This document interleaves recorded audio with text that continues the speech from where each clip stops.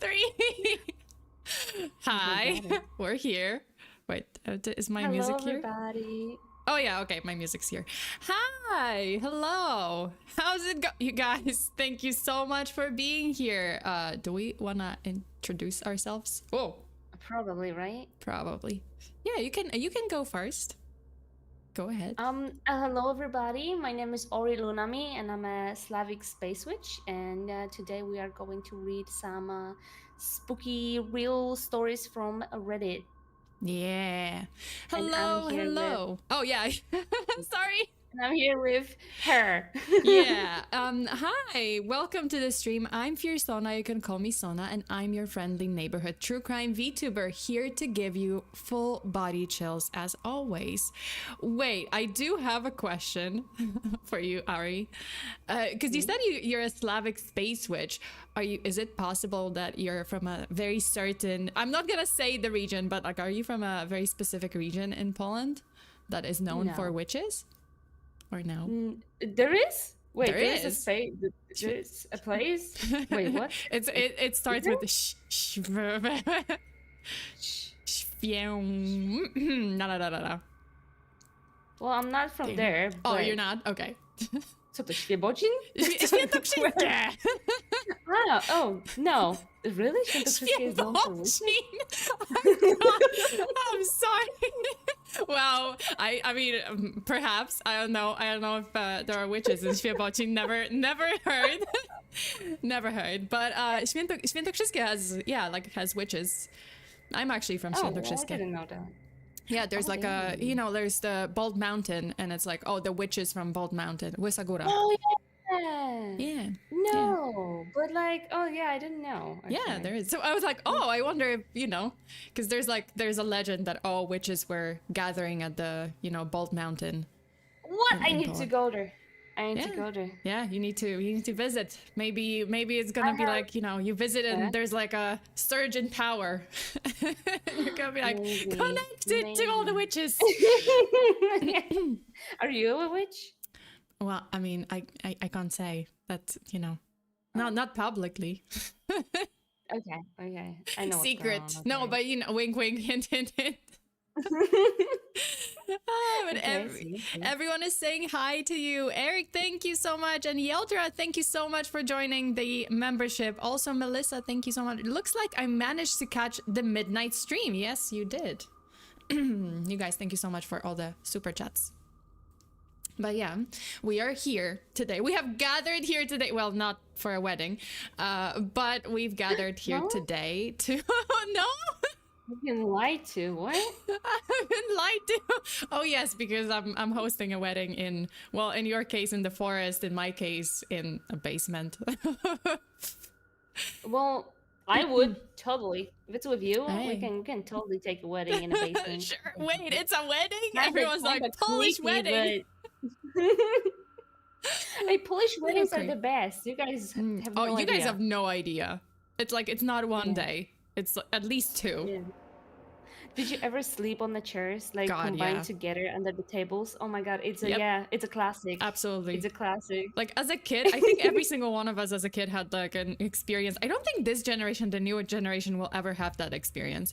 But like we, as kids, we would like sleep on the chairs during a wedding, wedding reception, because it was so long. Everyone is drunk. Everyone's partying and kids are just passed out everywhere. Floor, chairs, parents are partying. But like, we are supervised. Yeah. We're being taken care of. It's just that we're kind of. Yeah, kind of. Not really. Well, if your parents remind themselves that, hey, I have a kid, well, then they try to find you or something, but you're probably like under the tables or something sleeping. Yeah, it was wild. It was wild weddings, like 2 days. Yeah, but it was great. Yeah, it was great. I mean, good memories. I have great memories. Yeah. Absolutely. Joshua says, "Hi, Sona. Sorry if I don't make it through the stream because of work, but I just want to say have a good morning, afternoon, evening, and good night." You too, Joshua. Thank you so much, and don't worry about it. I hope you can watch the VOD later. And Ketsuya is also Polish, and Sona and Ari together. Now I can die peacefully. Yeah, I see. Yeah, Ketsuya is like one of I have like I think I have like 4 maybe Polish viewers, and Ketsuya is one of them. So Yeah. I know all my Polish viewers. Yeah. I only know about Ketsuya. I don't. Oh, although no, I did have another. I think there was like one more person. It's just been a while, so I'm not sure. There was another person. Also, Taxman says blessed. Wait, Messiah. What? Omnisaya. Oh, blessed Omnisaya. Okay. I offer Shai Shai and Dino as offerings for a scuff-free stream. There's no such thing. Listen, there's no such thing as a scuff-free stream. Not on this channel. No. No. No, there's gonna be something. Okay, so today we're reading some of the scariest stories from Reddit, specifically from the subreddit r/Letsnotmeet. And these, mind you, are very real stories. These are true stories, because I know you guys probably know r/No Sleep or Unsolved Mysteries. Sometimes people post like fake stories, made up like stories, and so on. But Letsnotmeet claims to be only true stories that actually happened. So, just be warned. This is viewer discretion advised, because there are some, some adult content, obviously. Like the Letsnotmeet generally has like NSFW content, even if the story doesn't really, but because it's, because of its true nature, because of the stories being true and scary, and some of the events being like incidents being very, very terrifying, it usually is labeled NSFW. So you guys, if you are scared, if you're not up for some scary stories, I suggest that you leave the stream. But if you are, then make yourself comfortable, because these are gonna be some of the most terrifying stories and things that we found on Reddit. I know nothing about Reddit, actually. I never used it before. Maybe like once. But if FEARSONA opened my eyes for some creepy stuff, so I might look after stream at some creepy. I probably not. You know what? I'm not gonna lie to you. I probably never will, because I'm a scaredy cat. Don't worry, I'm a chicken I'm scared too. of zombies in real life. So like, I'm scared of zombies in real life. That's like a not normal fear, is it? My God. Do you like, if you go out for a jog, do you imagine like? Do you run faster if you imagine that zombies are chasing you? No, not that kind of fear. It's more like when I see like this fog outside of the window, I'm like, I can feel them. Yeah. They coming. Oh yeah, they definitely there. Yeah, like you get right. Like if you see a fog, or like it's pretty like creepy outside and gloomy, you imagine, or there's no one else. Like you look out the window, there's no one outside. Do you sometimes like imagine like, oh my God, is this it? Yes, that's exactly what it is. Am I the only one left? Yeah, and sometimes I'm like, I like watching scary movies. I love horrors. I usually want to watch them alone, but like when I watch them, it's like I'm always having nightmares. So I'm kind of torturing myself. But like the chill, like the creepy feeling, I really like it. But the nightmares after that, well, not necessarily, I guess. But I mean, it's the thrill. It's the thrill, the adrenaline of like being scared when you're watching a horror movie. But then it's just like, oh shit, now I'm not gonna sleep. Well, it's been good. Dude, I did the same thing. I went to the cinema recently to watch Final Destination Bloodlines. And I was just like, I really love this franchise. It's a new part. This is great. I couldn't sleep. I had nightmares. I woke up in like cold sweat. I was like, oh, great. After the destination, wait, what is it? Final Destination. Yeah, Final Destination. Yeah. Wait, how's it in Polish? Is it Oszukać przeznaczenia? Tak, no. Yeah. Really? After that? Yep. I'm kind of scared. After I didn't watch it yet, but like I watched the earlier, like the previous movies. I was like so scared to drive behind like a big car that like like have like a logs on it or something. I think Final Destination made us scared of that. Like made a whole generation like terrified of that. That's what they did to us. Thanks producers. Thanks. Thanks Final Destination franchise. This is like you traumatized the whole generation. Yeah. No. Was the new one good? Yeah, it's really good. It is really good. They really know, like, I just like the whole franchise, and they really know how to, you know, connect the new part to the previous parts. So yeah, it's it was really great. But I still like the ending of the previous one, so of Final Destination 5, because the ending was such a plot twist. Like, it just kind of blew my mind. I was like, oh, I thought I could predict every single one of them, because usually it ends in the same way. Like, oh, you think it's good, but then it just like, oh, plot twist, it's not good. Everyone dies. But this one, if you watch the 5th one, then it's kind of like bamboozled. I don't remember. How did it end? Well, I don't want to spoil anything, but if you watched it, then it connects. Let me say this: it ends on an airplane, and it connects to the first one. Like, if you watched it, like, you never realize throughout the whole movie, like, how it's set, when it's set, and then at the end you're like, oh hell no, what? It was connected all this time. You have to, yeah, you gotta watch it. I need to rewatch them. I need to rewatch all of them. It's pretty good.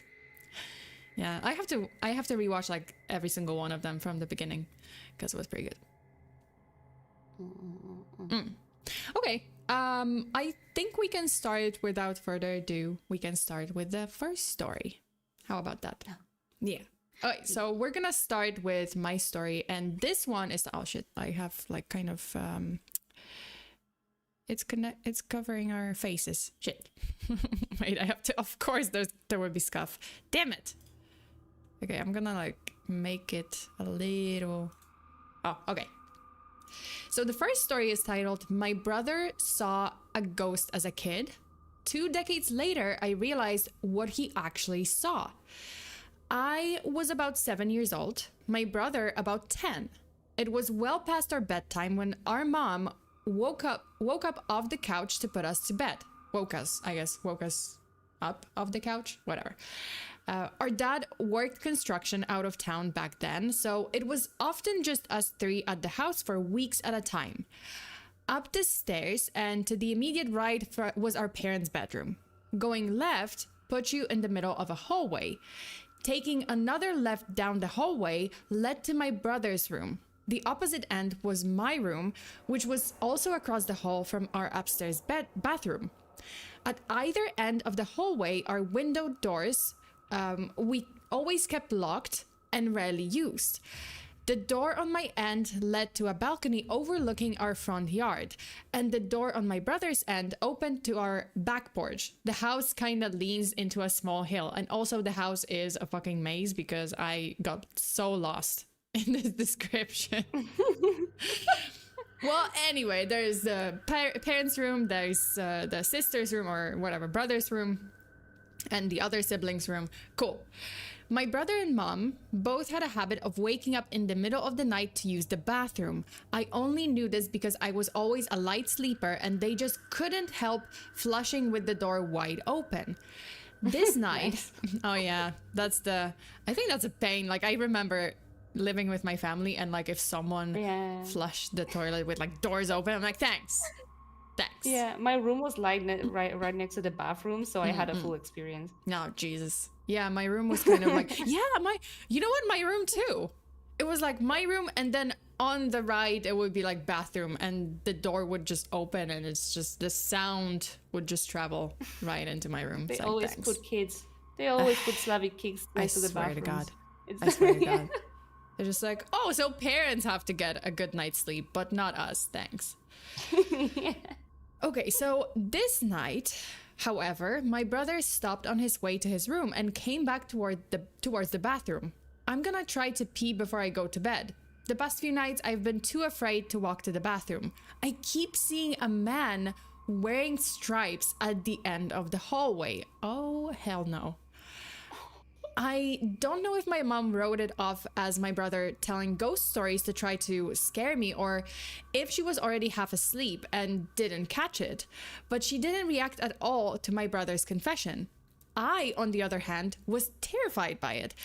The fear of seeing a ghost like that at the end of the hallway or through the windows is the reason I started running from the stairs to my bedroom at night. This is so real. This is, by the way, so real. Dude, you wake up in the middle of the night, you have to pee. You bet I was like sprinting. Like I almost Oh my probably God, me died a couple of too. times, like almost tripped and tumbled down the stairs. But just like I would be I was running through sprinting. hallway too. I was Yep. running through hallway. I was like, turn off the light when you're going to sleep. Oh Yep. no, And I it's don't like a want race with to. time.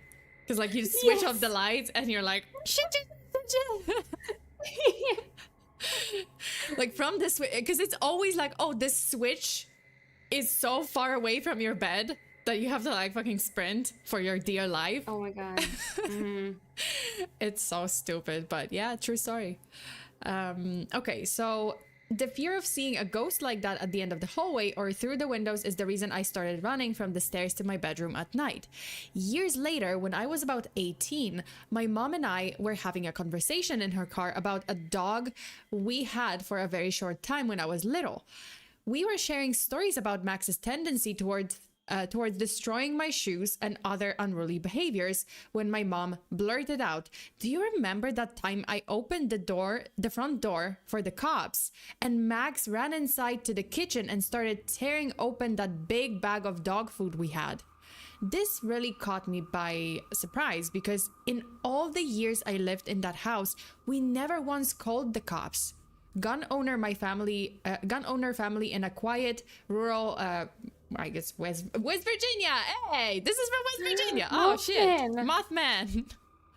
Mothman State, West Virginia neighborhood, etc. I asked her what she was talking about, and she looked equally surprised, as if she had just revealed something by accident. "Oh, that's right. I never told you because you were too young at the time. One night, I woke up hearing noises outside my window, and when I looked, I saw a man staring into my bedroom."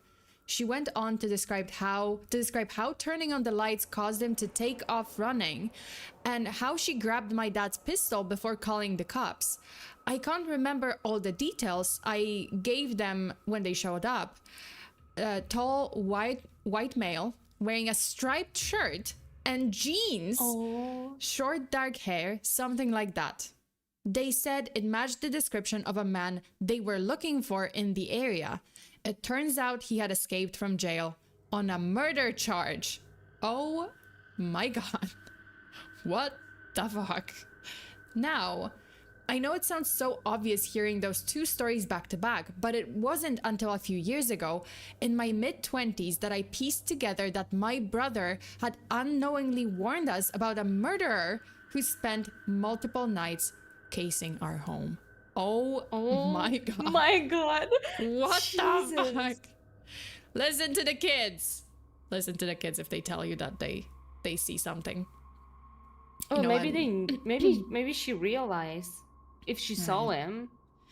Yeah, I mean, she probably did, right? She probably did. Yeah. But I think like when the kid told her like, "Hey, there was this striped man in the hallway," and I think that she realized that it was him. Maybe that's why she called the cops. seriously. No, like maybe. Bacon says, "Imagine if the brother saw Mothman." I mean, it is West Virginia. Yeah. So I would possible. love to see Mothman. Probably not. Isn't Mothman like a bad omen? Well, yeah, like it's usually about omen, like death, right? Because they saw Mothman on the bridge before it collapsed. There was like one time when unless you the famous touch his butt, then you have luck. Oh forever, yeah, right? if you rub his butt cheeks, then you are blessed for the rest of your life, for the whole eternity. You're blessed. You're gonna be lucky. You're gonna be like you have all the luck and love and stuff. He's like the love monster. Sure, I'm sure. Yeah, I need to go there. I need to go there and rub his cheeks. I need the luck. Yes, everyone needs to rub the cheeks. But it's so creepy. Imagine seeing someone Jesus. in your house. Yeah, like as a kid too. Like, and you know, picture that, like you're a kid, you saw this, you told your parents, but no one believes you because you're a kid. So they're like, you're probably just, you're dreaming about it. Like, there was a nightmare. Awful. Oh my god. It's horrible. It's so horrible. Like now I'm thinking about like if I saw anything as a kid. I mean, I probably saw it, but I was just like I probably saw something, but then, it was probably not real because, although, I don't know, hobo in the walls. What did you see? No, like, okay. So I did, you know, like I would see like occasional shadows or something, but I'm pretty sure it was like just me being not like not fully awake. So that's fine. But one time, so one time because my parents sometimes worked night shift, like both of them, and I would be left home alone essentially for the night. Like I was already a teenager, so you know, like they weren't afraid to like leave me alone at night. But one night I was just sleeping in my room, my door was closed, and around like 4 a.m., 5 a.m., I hear my dog scratching at the door, right? Like scratching like relentlessly at the door. And I remember like getting like immediately kind of getting out of bed because I knew that she just wanted to be let in. So I got out of bed and the door was like right next to the bed. So I opened it and then there was nothing. Like the dog was actually downstairs. So I was just like, oh shit. Yeah, like I swear to God, like, and then I looked and my dog was downstairs. So I was like, yeah, there's no way that she would have gotten like, you know, down the stairs and like gone downstairs in that short amount of time because it was like a second or two. So I was like, oh, What do you think okay. it was? I don't want to think about it. I don't want to imagine. What do you think it was? I don't know, like a ghost, maybe. Like I guess that's the only ghost story I experienced. Maybe like, yeah, like that's the closest, let's say, to a ghost story. Ugh, so scary. And I was alone. Spooky. And I was alone at home, so I was just like, yep, no, I'm not checking. I only saw that my dog was downstairs, and then I just like went back to bed. I was just like, nope, never happened. I don't want to check. I don't want to. I'm not checking the house. God. I was in. Like, I think I have like one ghost story that I think I'm convinced it was a ghost. I'm like 98% because there's no other option. So like it what was it? My grandpa passed away, and it was you know, like an anniversary. It was like exactly a year after after he died. Yeah. So I was laying in bed. It was already like midnight or something. It was like late, right? So I was laying in bed, and I think it was actually, oh my God, I think it was like around, not midnight, it was like 10, 11. It was already dark. I was in bed. Yeah. My parents were in bed too, and my grandpa passed away around that time, like around 11, around 10:40, something like that, right? And like it was close to that time. And I know because I was looking at the clock, and I was like crying because I missed him very much, right? Yeah. And above my bed I had a shelf, and on the shelf, because you know I was a little messy teen, my books were laying not straight. They weren't like standing straight. They were like laying flat on the shelf. So there was just no way for them to fall because they were laying like the flat surface. There was like no way they would slide. There's just no way. They were like this always like there on that shelf. I was like never. I didn't touch them that night. I'm 100% sure because I was like rethinking all of it, right? So I was laying in the bed.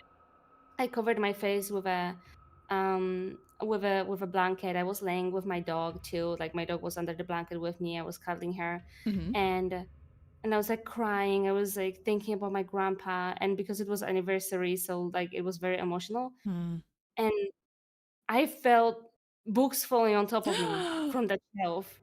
Oh, what Like the they just heck? followed me. I like sat down on the bed. I was like I got scared, like super scared. I started breathing really fast. My dog ran away. I was so scared. And I was like, I got up from bed and I started like thinking like, how did it happen? Like there's no way. How did it happen? Right? And I put them back, and I immediately stopped crying. My grandpa never liked me crying. He was always like, he was very like sweet towards me. He never let me Yeah. cry. So like I thought maybe it was like a sign from him to like your like grandpa just like stop yeeted crying. some books at you. Be like, stop crying. Let me hit you with a book that's gonna make you stop crying. It's not over. Like I would think that it was just a. I would think it was just like a, like. I would think it's just a coincidence, you know. I would think, but then like one more thing happened, and that same like night? when I put my the books on the shelf back on the shelf, right? I was like still in shock. I was like sitting on a bed. Yeah. I was like thinking what happened, right? Yeah. and I heard very loud noise from my parents' room, like something fell. Very like Oh it my was God. super loud. I jumped again. It was like all around the time when he died. It was his anniversary. It was Yeah. around the time he died. I was like I was so shocked. It was crazy. And Oh my God. so I went to my parents' room and they were like standing too. Like they got both got scared. They stand up from the bed. We were all like shocked. Dog was running around. It was like it was crazy. And it happens that um my parents had a painting Hmm. right above their heads, like right above the bed. No. The painting fell right behind their heads, behind the bed. What the heck? And Yeah, it it's, was like maybe 5 minutes away from each other, those oh my two things. God. And it's not like, right, So like Poland doesn't get earthquakes or anything. It's not like, oh, it fell because no, there was an earthquake. Oh my no, God. yeah, it was like two things. It was my grandpa death anniversary. It was around the time he died. I was crying, and maybe my mom always Yeah. believes it was him because she said that she actually had a dream that he was like Oh. walking inside, like walking, into our house. Oh my Like she had the God. dream that he entered our Oh. house, and then like she woke up because of Yeah. the thing. Yeah. Yeah. So she thinks that it was like the last time when he like came to say goodbye or something. Hmm. So I strongly believe it was him. I want to believe it was him, because I loved him very much. Yeah. So like it's a nice thing. Like even if he shows books at me, like it was still Well, nice. but he only threw the books so that you stop crying, or you just focus on the pain from books hitting you and being It like, didn't okay. hurt. It didn't It's hurt. like, oh, okay, I'm not gonna cry about grandpa. Now I can cry about the book hitting me because, yeah, it hit me on the Yeah, it head. didn't hurt. I Oh, had a okay. very, very like thick blanket because it was Oh, like it okay, so was it's cold. cushioned. So yeah. Yeah, it didn't hurt. That's good. What? That's insane. Okay, that's crazy. Mm. That is crazy that it's like not only the books, because mine can be like probably explained like, oh, my dog, I don't know, tumbled down the stairs, whatever. She survived, she was fine. But yeah, but yours, like not only the books, but then the painting. Okay, that's a Yeah. little like that's too much of a coincidence. Like that's I creepy. know, I know. And That's there's no crazy. way because Poland doesn't have earthshakes. There's no way it Yeah. would just like Yeah, just fall. And I we know don't. for a fact that those Yeah. books above my head, they were like steady laying down because they Mm. were always there. I Yeah, was so it's always not like, putting oh, them they were like like this, kind like of set flat upright. surface. Like they weren't like Yeah. upright to, like maybe, oh, okay, well, they're not very like sturdy or like, they could Yeah, no, slid. they were Yeah. laying like flat on Yeah. it. So And it there's no wasn't like a way. small shelf. It was like no, there's no way. There's literally no way. Because they weren't like, oh, And on it the edge or never. anything. They were like pushed inside the No, shelf, no, right? they were like, yeah, Yeah. pushed inside because I was scared that it's gonna fall onto my head. So I was always like, my OCD was kicking in. I was always like pushing them, to make sure that they don't fall. Yeah, and there was not like too Crazy. many, and they were Yeah. like always there, and it happened for the first time. It never happened before. Jeez. And has it happened like ever since then? No, No. no. So it was just maybe grandpa saying goodbye. I'm telling you, no, it had to be. Yeah. Like I want to Yeah, believe it was. no. I need to believe it was. Yeah. Grandpa just stopped by to say bye and just be like, here, let me hit you And with to a book. let me not to cry. Yeah. let me hit you with a book and then let me hit your parents with a painting so that they go and comfort you because yeah. Well, Or they were maybe not hit grandpa with just a painting. didn't It was, like that right painting. behind them. Maybe he Maybe. just- I mean, it was He kind of like, ugly. I always painting. hated I that didn't fucking like it painting. either. Like that's it. Maybe. It's My like it grandma keeps- also said some creepy things after my grandpa died because she was living alone. I was visiting her yeah. sometimes. And like they had like a living room, and from that living room, like you were sitting on a couch, and when you looked left, there was like a very long hallway, Yeah. right? Yeah. And like I don't know, I always had a feeling that something is in there. Like I was always like sitting. It was like a very old house, so it was like creaky, like oh my god, I got goosebumps just thinking about it because it was like it was a very old house. So my grandma was living there. She didn't want to move because she loved that house. And when I was going to visit her, she was always like kind of creepy sometimes because she was telling me things like, "Do you feel him?" I'm like, "What?" Oh my god, grandma. Okay, thanks. And like she was telling me that sometimes she feels like he comes over from a hallway and sitting on the like an armchair that he liked.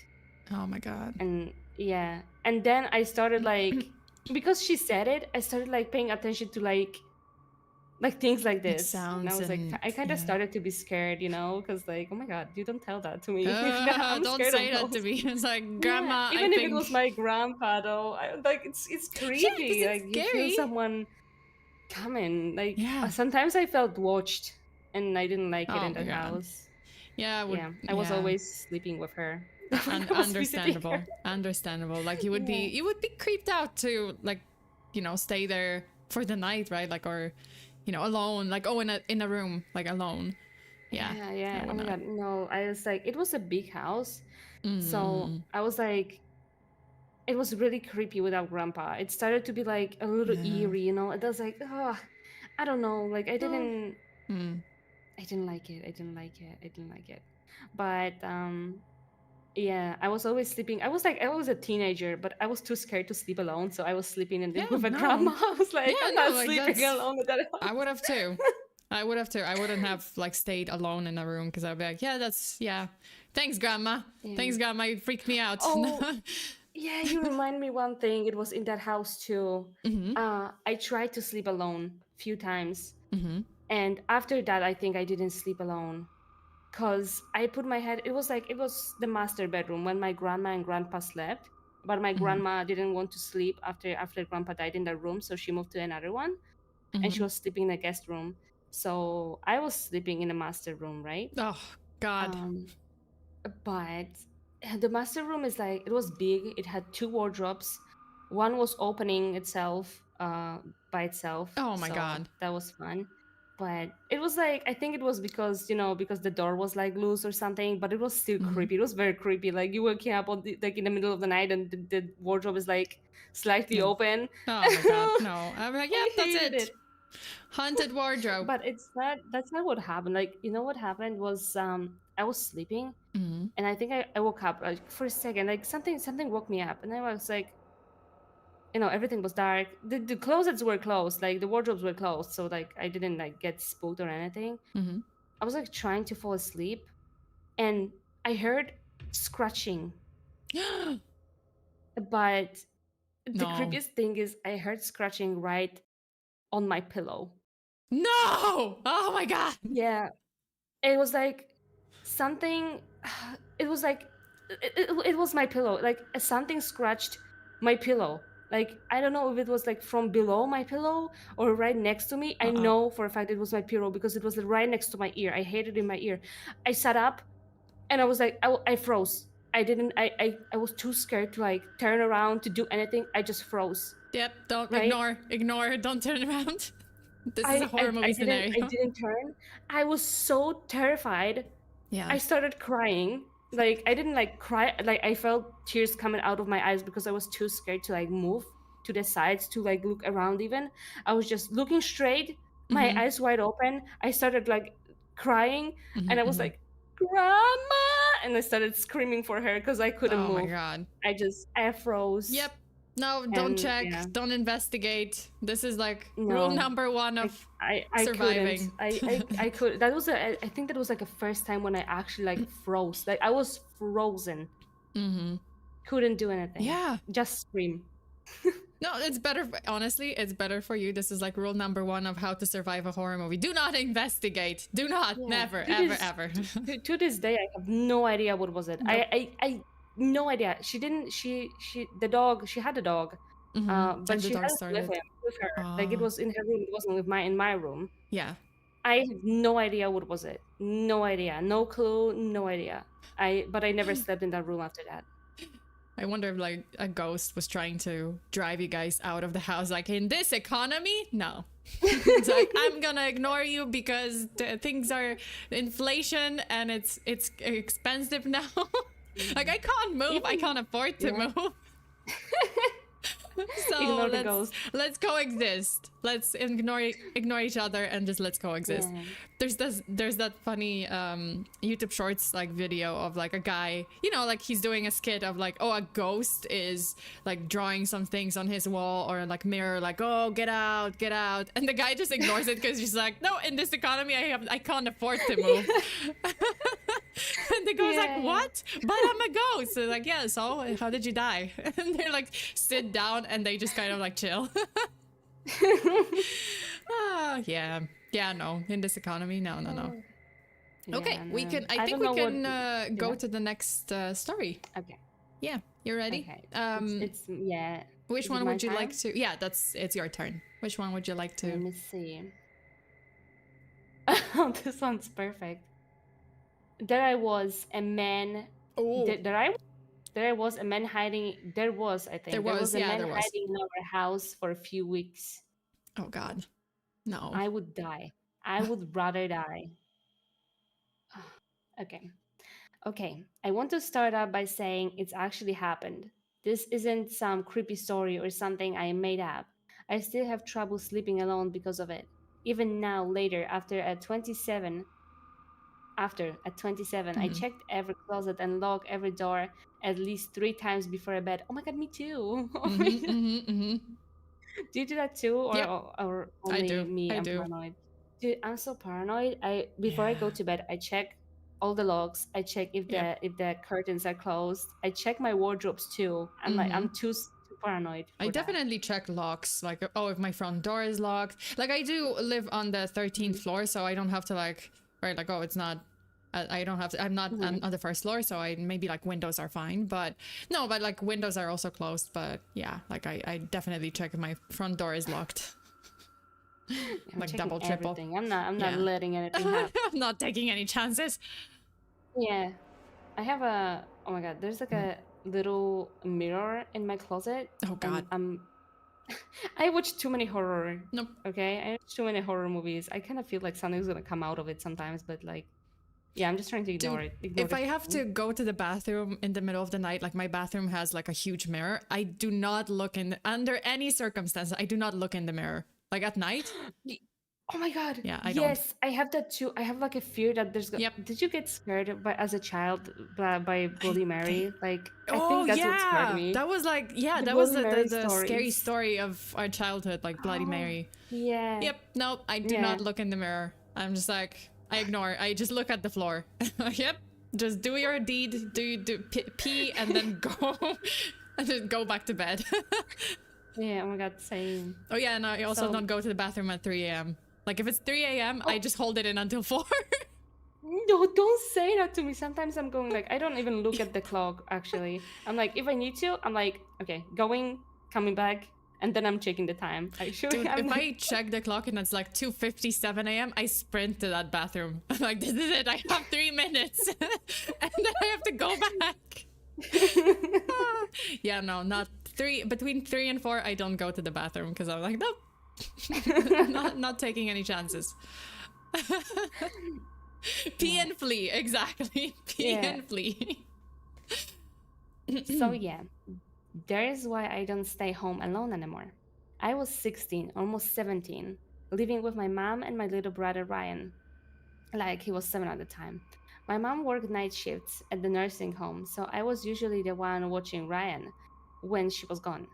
Since he was younger, he'd be asleep by 8, and I just do my things, watch TV, scroll on my phone, eat junk food, typical teenager stuff. We lived in this little one-story house on the edge of some woods. Oh my god, the worst. Oh no. It wasn't totally isolated, but there weren't many neighbors nearby either. I used to love having the house to myself at night until all of this happened. So the first time I noticed something weird, it was small. I was in bed around 11 p.m. scrolling through my phone when I heard this shuffling sound, like someone dragging their feet on the carpet. I froze.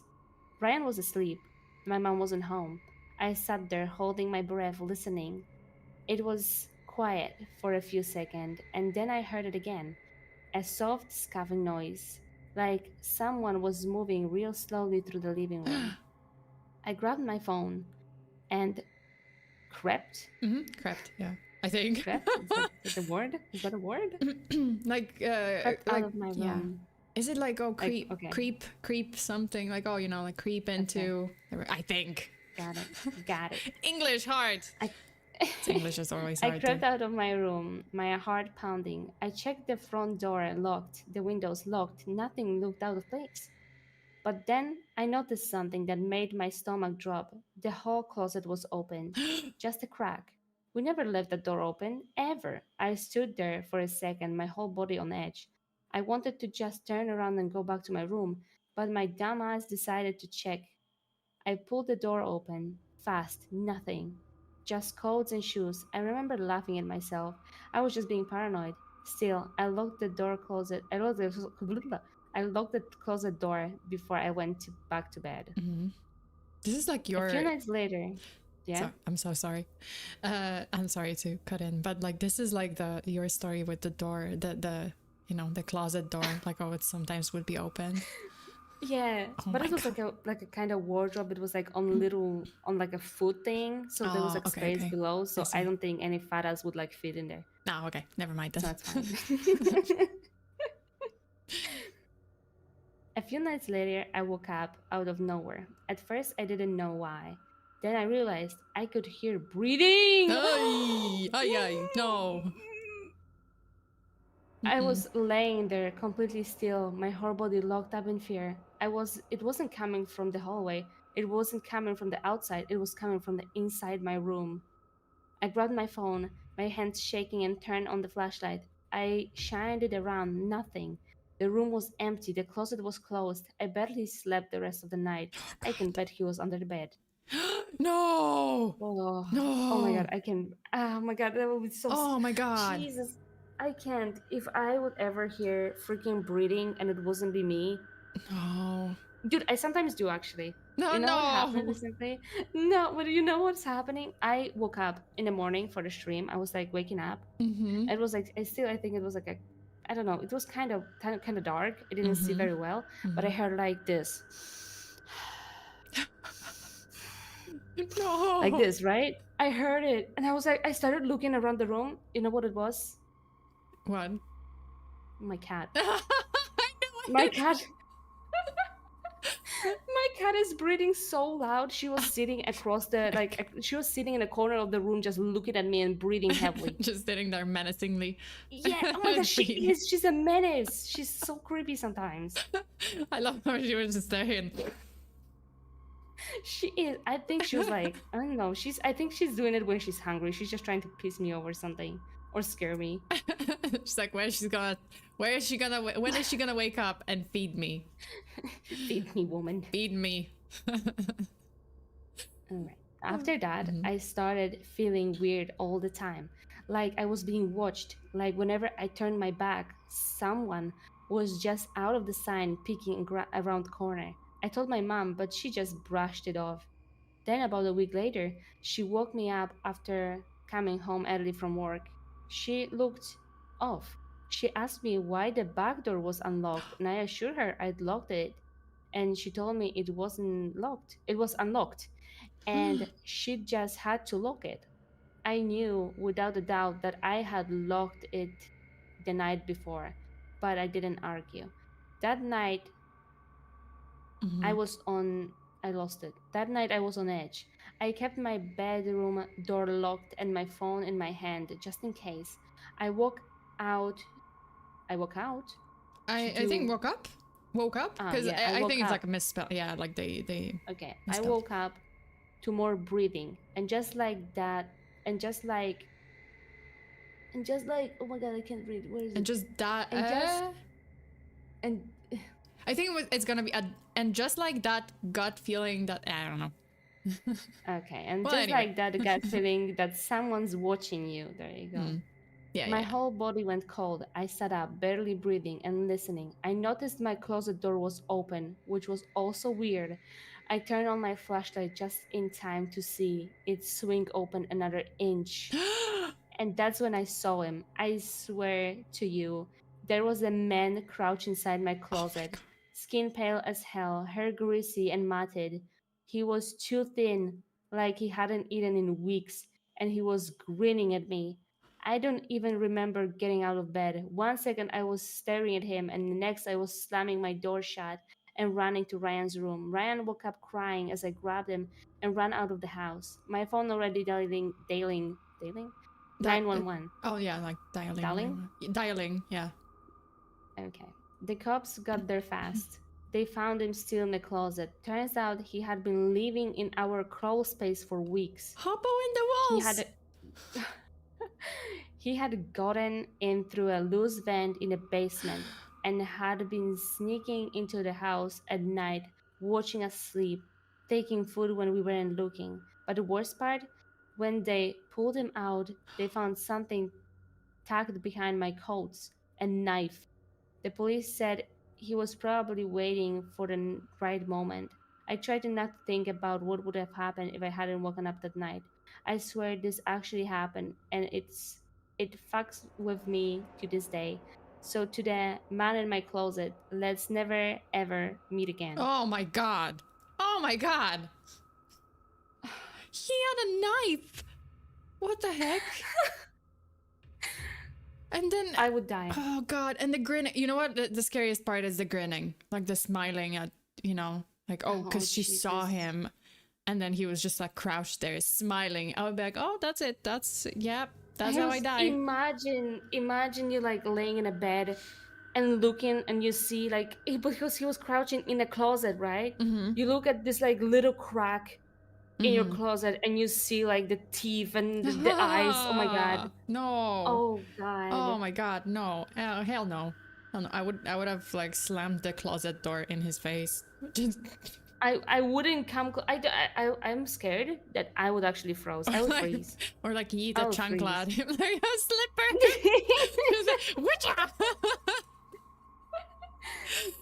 On my way out, I'll just be like, I need to buy myself those like heavier slippers, like the thick, heavy slippers, and then I can like eat it at them. Ay, no, oi, oi. Oh my god, man. Also, comment, thank you. Sheesh, that sounds straight out of an urban legend. Honestly, if I saw a pale-skinned, you know, thin-ass man grinning at me from my closet, I would probably think immediately that it's like a skinwalker or, I don't know, some rake or something, you know? Something like, or something that's not really human. I'd be like, that's it, yeah, So the pale man was just sitting there while the cops on their way. Well, he was insane, so... Yeah, no, like... Clearly, who on the right mind is, you know, going to someone's house, live there with them for a couple of nights and... Oh, God. Yeah. I mean, good thing that she managed to, like, run out of the house, right? Like, and grab her brother and just run out and... But then where's the mom? Was the mom, like, night shift? I didn't catch that. Yeah, she was like, working. Night shift. Oh, she was working. Okay. Yeah. Yeah, but like, thank God she grabbed the... Oh, because I saw one video that was kind of crazy. Okay, I'm gonna stop my scary music for a moment. So I saw a video of a woman running out of her house with her dog in hand, right? Like she was carrying her dog, and she's calling like 911 or something, or her husband. I don't remember who she was calling, but she was calling her husband, and she's like, there are intruders in the house. Mind you, they have 2 kids, so she grabbed a dog. She grabbed the dog. Where are the kids? Yeah, the kids were still at home. They were still inside the house, and there were like some intruders. I mean, thankfully, I think the police or the husband arrived in time, so that nothing happened to the kids. But she literally grabbed the dog first. She didn't even grab the kids. Priorities. A fur baby. Fur baby is more important. Yeah, fur baby. I think it was like a pom pom or something, and she just grabbed it. And so I'm favorite child. Oh no. Yeah, Demon Taker said so. Favorite child, apparently so. Yeah, save the pupper. I get it. Like the puppy is a member of the family, but if you have 2 kids, I would say, well, save the kids too, you know, save the kids too. Also, the dog can run with you, you know, the dog can run pretty quickly. Unless it's a stupid dog. Unless it's a stupid dog, then. Unless it's like a golden retriever, which are precious, but goddamn. golden make retriever would friends just be with like, the yeah, they would be, robbers. yeah, they'd be like, do you guys want to show? Do you guys want me to show you where the valuables are? Sure, Oh, yeah. no problem. They'd be like, oh, who's a good boy? I am a good boy. Golden retrievers are so cute, but they making friends with they're too so many people. I swear. They're adorable. Like one of my favorite golden retrievers are like sunshine, pure sunshine in the form of a dog, but yeah, they would probably make friends with like a robber, burglar, serial killer, like whoever. They're just like, yeah. Whoever calls them a good boy. The intruder would say, yeah, oh my god, yes. The intruder would like start attacking you, and the dog would be like, oh my god, they're playing. I want to, Yeah. I want to. Play with me too. Yeah, we're like, I want to play too. Why are you guys having fun without me? Yeah, no, like golden retrievers are golden, but at the same time, just like too friendly, a little too friendly. They are as they should be. That's how they were created, kind of thing, right? Like that's what they were designed for, to be friendly and retrieving things. That's what the retriever is for. I thought it was like river, but like retriever. Retriever? Yeah, I swear to God, like all my life, I was just like, what river? Like why is it called after a river? Like river, retriever. But then I realized like later in life, like, oh, it's to retrieve something. Oh my God, I'm stupid. Yeah, I was an idiot. Okay, so the next story is a little bit long.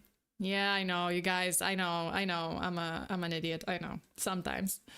So the next story is a little bit longer, and the title is pretty cryptic. Chaos on a transatlantic flight. I don't think I should be reading that because I want to fly to Poland this year. I don't like this. I don't like long flights. I'm afraid of flying, and if I read this, it's... Yeah, but I chose this story, so here we go. This was a long time ago, so the timeline might be a little bit off and some details are a little fuzzy, but I've written it out exactly as I recall it. In the early 2000s, my family was living in Europe. Wait a second. Yeah. Wait a second. Which one you're reading right now? Chaos on a transatlantic flight. Sorry. Okay, got it. Sorry about that. So in the early 2000s, my family was living in Europe. And in December of 2001, we were coming back home to Latin America for Christmas. Oh my God, this is exactly this is exactly my scenario. Story? Oh my God. Because like I'm going to be flying from Taiwan to Europe. I don't know if I'm going to be flying over. I'm not going to be flying over Pacific, but I'm going to be flying over like, Asia and then Europe. So for Christmas. Shit. Okay. Prepare yourself. Yeah, I think I have to prepare mentally. And you know what? No, I'm just gonna do what I always do. I'm literally gonna knock myself out with sleeping meds. That's what I do. On a long flight, I just take a sleeping pill and I pass out. And they have to like wake me up at the end. Like the flight attendants, they just usually wake me up at the very end. They're like, "Miss, we're landing." I'm like, "Thank God, yes, I survived." Nailed it. Didn't die in a plane crash. Okay, so my brother and I, both in high school at the time, and my dad were flying together from Paris to Miami. My dad was seated in business class, while my brother and I were in coach. Oh, yeah, I would do the same to my kids. I'll be like, business class for me, for you guys, economy. Sorry. So sitting in the middle two seats of the middle row. The flight was pretty normal at first. Absolutely nothing out of the ordinary. About 4 or 5 hours into the flight, I was reading a book, almost dozing off, when I heard a woman start to repeat the word no over and over. So she was going, no, no, no, no, no, no, no. Oh my God. At first, it was really quiet, almost inaudible. But it quickly got very loud and urgent. Before I realized what was happening, she was screaming, no, no, no, no, no, at the top of her lungs. Oh my God. I don't like this. I already don't like this. I'm gonna die. That's it.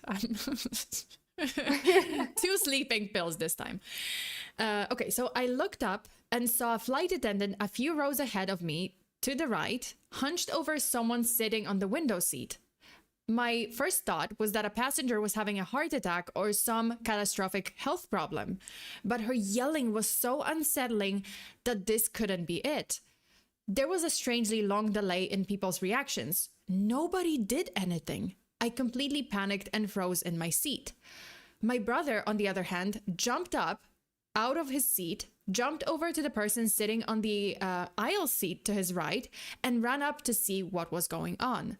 He was up there in a matter of seconds, and as he approached, suddenly everyone around us stood up to see what was going on and/or tried to help.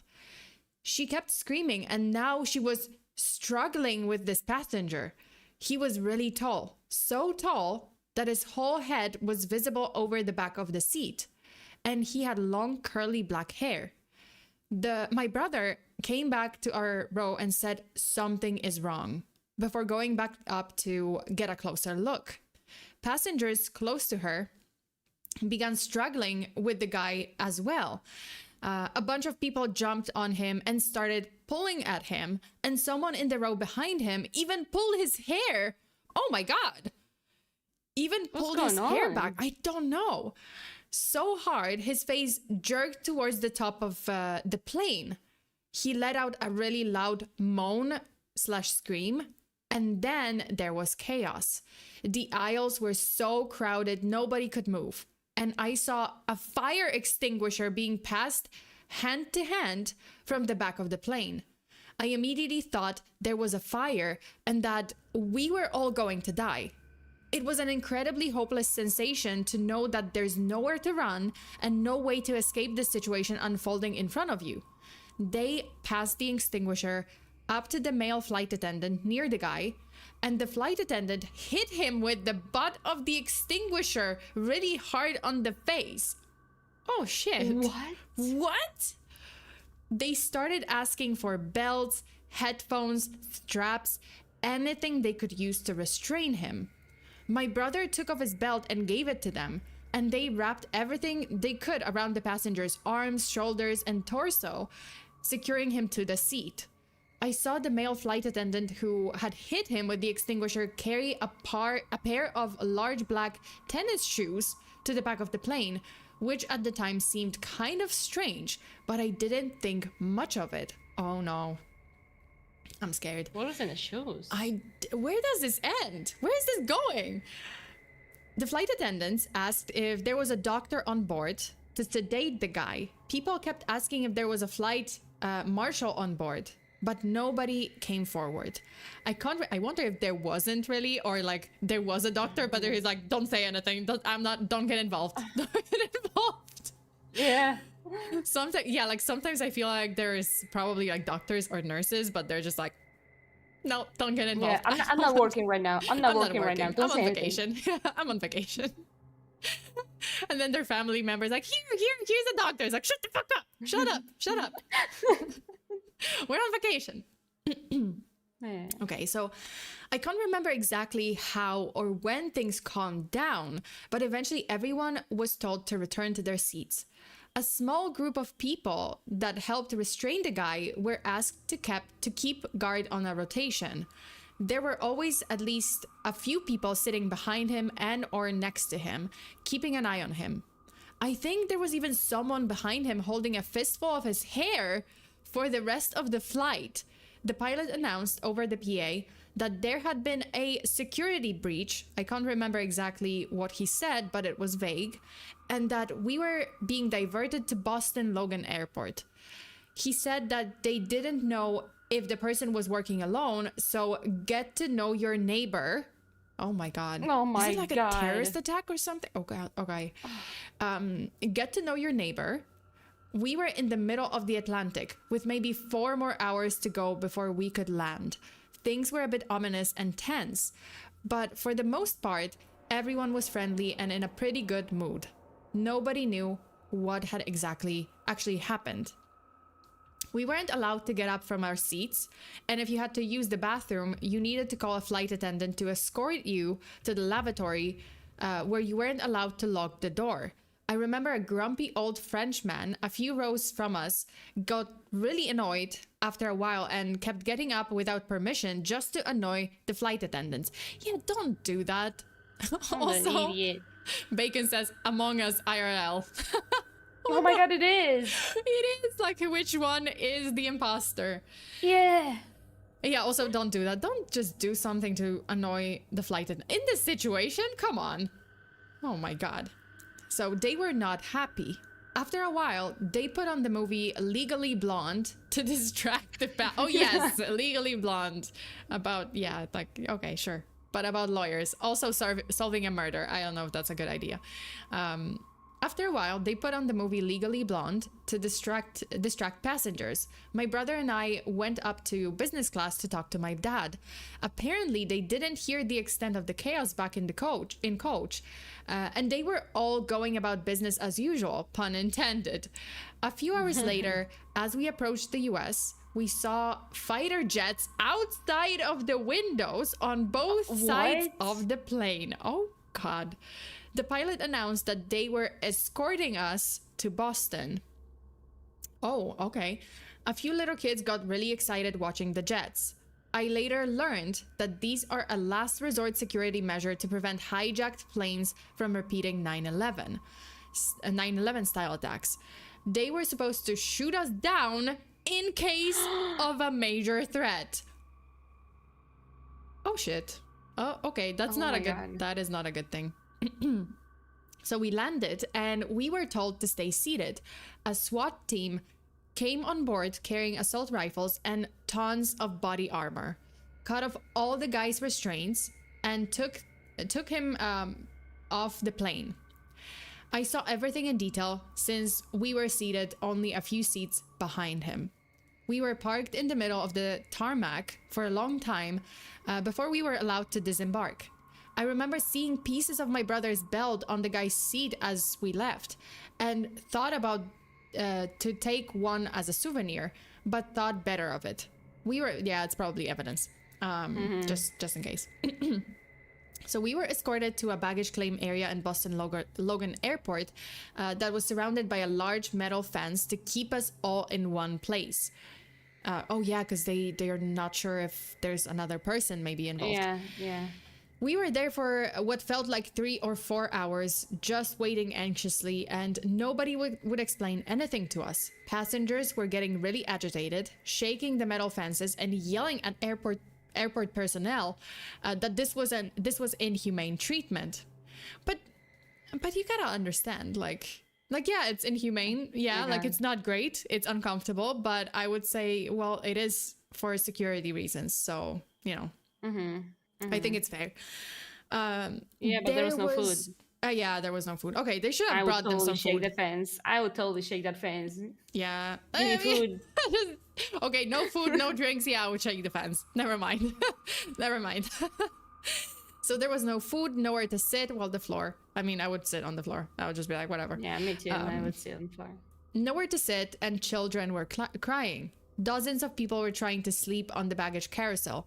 They finally ordered a bunch of pizzas and led us into a waiting area with actual chairs, where each passenger was interrogated by the FBI. They were astonishingly unfriendly. I guess they were trying to... I mean, what do you expect? Like, it was almost... The plane was almost hijacked, and they had to, dispatch fighter jets. They were astonishingly unfriendly. I guess they were trying to discern if the guy had any partners on board. They then shuttled us to our baggage, where security officers thoroughly hand-searched every single passenger's shoes, suitcases, and carry-on bags, and patted everyone.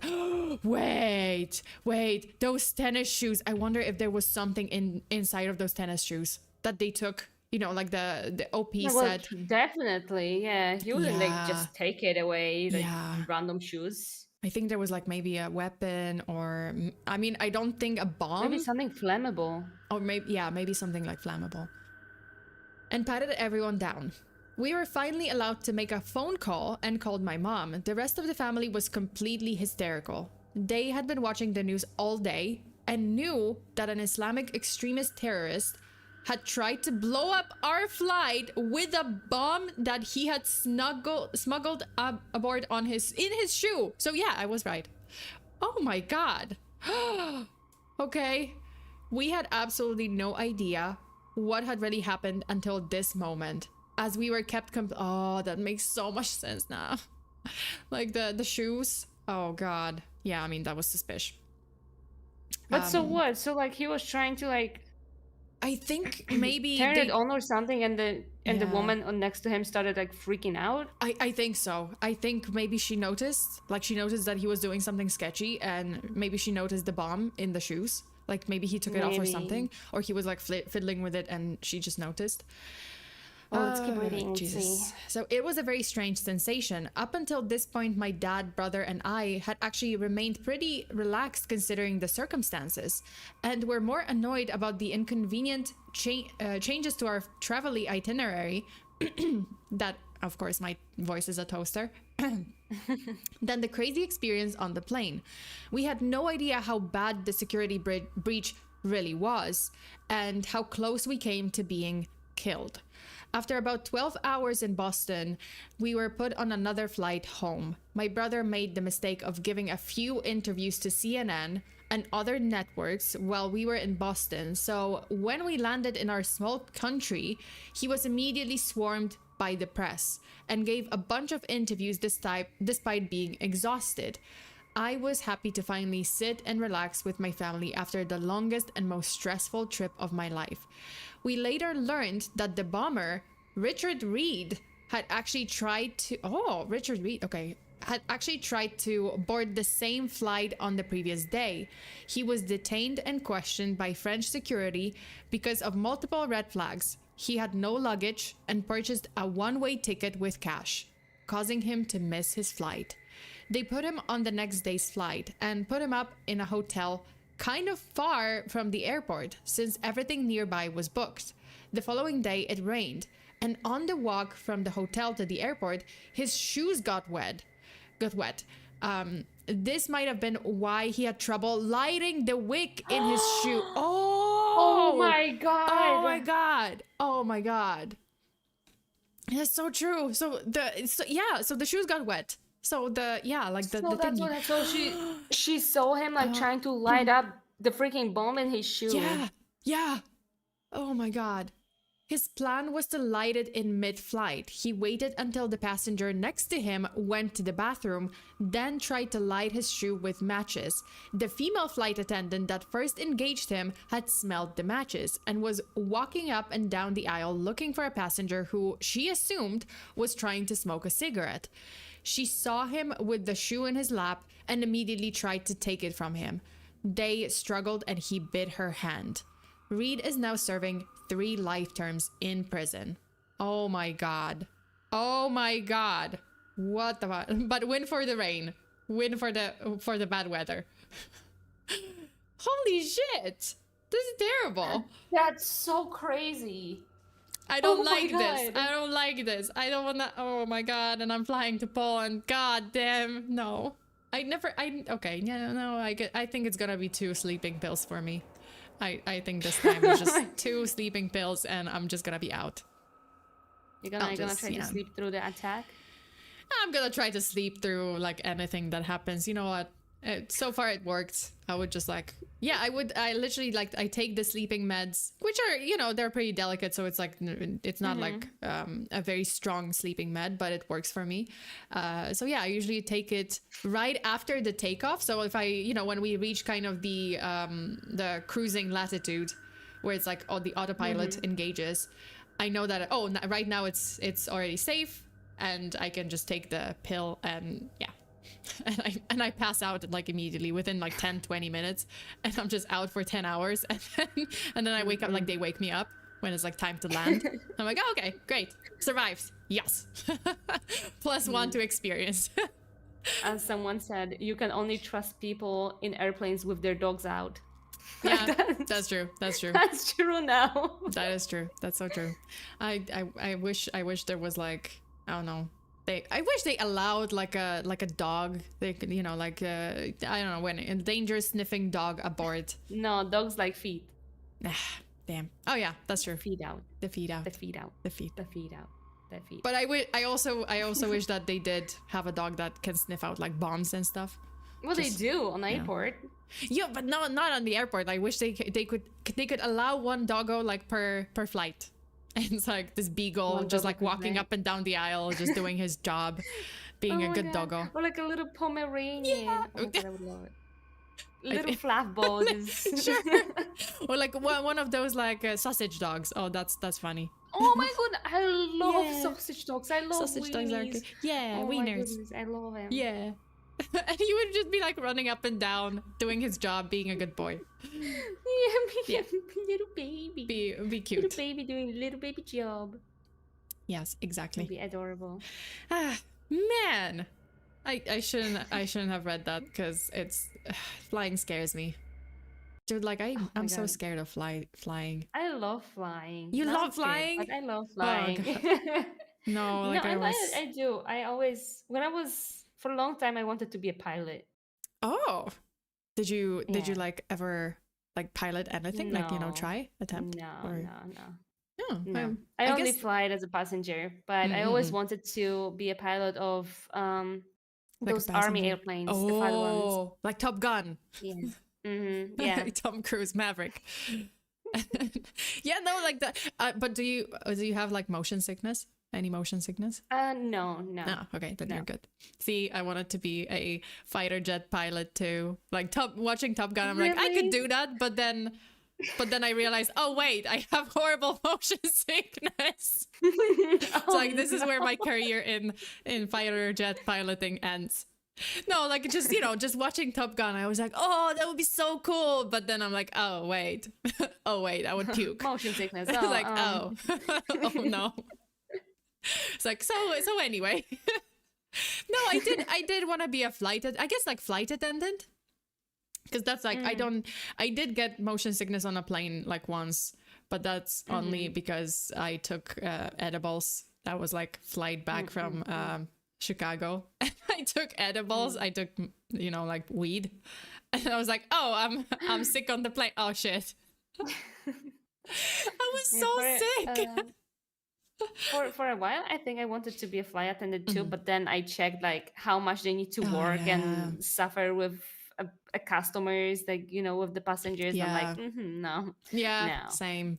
Because I have a couple of friends who I don't know if they are still flight attendants or maybe they're like you know, on ground, like at the airport, like staff, but they used to be flight attendants, and yeah, they were saying like, yeah, it's tough work. Also, like, you know, your sleep cycle is just all over the place because you have to work when it's like overnight flight or something. Yeah, it's tough and all the time job. Zones too. Yeah, right? different time zones.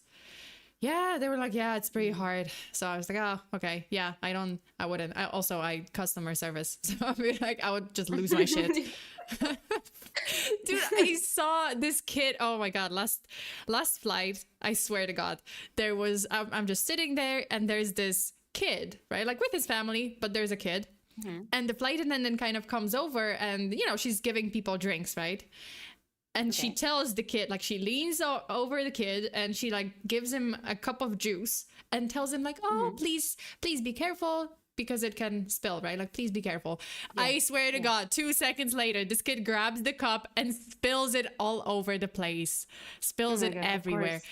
And to make matters worse, because he wanted to call over the flight attendant, but he wouldn't say like, excuse me, oh, I'm so sorry, I spilled. No, he just screamed, hey you. I was just like, oh my God. I thought the parents would kill him. They were like, yeah, I would have, I don't know. Like, that's were they angry? Yeah, they were angry. No, they were angry. They scolded him, but the kid was just like, hey, you. It's like, what? Oh my God. I don't know. I would. Yeah. Chancla. Chancla. That's why. Just yeet. Chancla yeet. Yeah. Just immediately. I mean, hey, we were raised by Slavic parents, okay? We know. Yeah. We know the ways. It would be belt. It would be slipper. Yeah. Well, It would be anything. Anything. Yeah. Or that mom Slavic look. Yeah. Does your mom have the look? Oh my God. There, she's like, you're lucky. The look titled, "You are lucky that we're in public." Yeah. She Oh my god, like, "You are yes. lucky. Wait Yes, until my we mom also wait, said it a wait few until we times get too. home." Yeah. It's like, Yes. oh, wait until we get home. It's like, you're gonna see. Oh my god. Yeah. Crazy.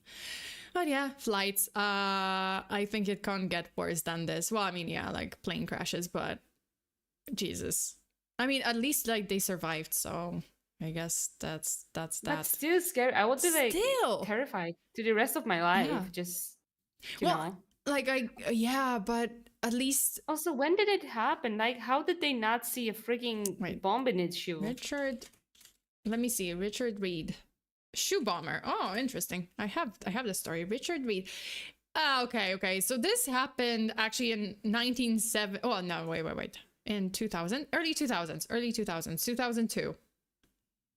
Oh, okay. I was like 1990. No, 2002. It was in the story actually in early 2000. So 2001, 2002. Yeah, I see that this was made by someone 7 years ago. Yeah, so they were probably just posting about it, but like, oh, yeah, they do mention like, oh, in December 2001, so /2 because Christmas. Yeah. So, oh god. Yeah, Richard Reed. Jesus. Yeah, he just where is he from? Was he a British? Yeah, he was British. Yeah. Richard. Yeah, Richard Reed. Richard Colvin Reed. Shoe bomber. Jesus, how do you spell that? Because I see Richard Reed, a British businessman. No. R-E-I-D. Reed. R-E-I-D, yeah. So it's, yeah, Richard Reed. Oh, I see. Yeah. Yeah, so he's just like this. Yeah, shoe bomber. Choosing this story, I had no idea that we're gonna actually have a case. Like an actual case. Holy shit. Yeah, so it's like 2002, well, December 2001, I guess. Oh, on December 22nd, 2001, Reed boarded American Airlines. Let me just show this. Yeah. Reed boarded American Airlines flight 63 between Paris and Miami, wearing shoes packed with explosives, which he unsuccessfully tried to detonate. Yeah. How it looks like. Oh yeah, you can see it. Like, this is what he looks like. Oh, the shoe? Wait, hold up. Where's the shoe? Oh! How did he like put it in there? You can see it. Oh my god. Oh shit. Wait.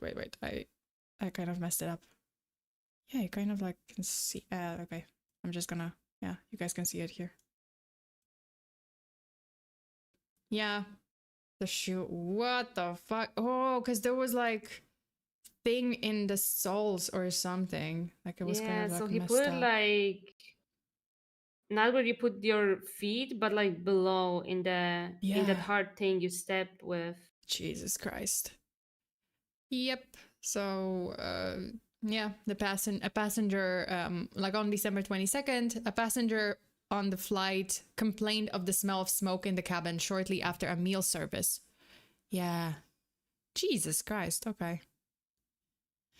But yeah, that's the story. That's the story. Wait, I did not expect a Reddit story to kind of lead me to. Well, I mean, I had a couple of them, but this one was unexpected. I just thought like, oh, it's gonna be something like kind of scary, kind of chaotic, but oh, maybe not that horrible. But this was pretty horrible. What the fuck? What the heck? Yeah. Crazy story indeed. Yeah. Okay, do you wanna go to your story? Yes. The followed. Okay, let me just pull it up. Yeah. Followed. Okay. All right. Followed. So probably. Oh, give me a second. Okay, give me a second. I need to close the door. No worries. That loud. No worries. Let me turn it off for now. But yeah. Damn, I did not expect there to be a full-on case. Jeez. Right, this was pretty unexpected. Okay. Yeah. All right. I'm back. Let's see.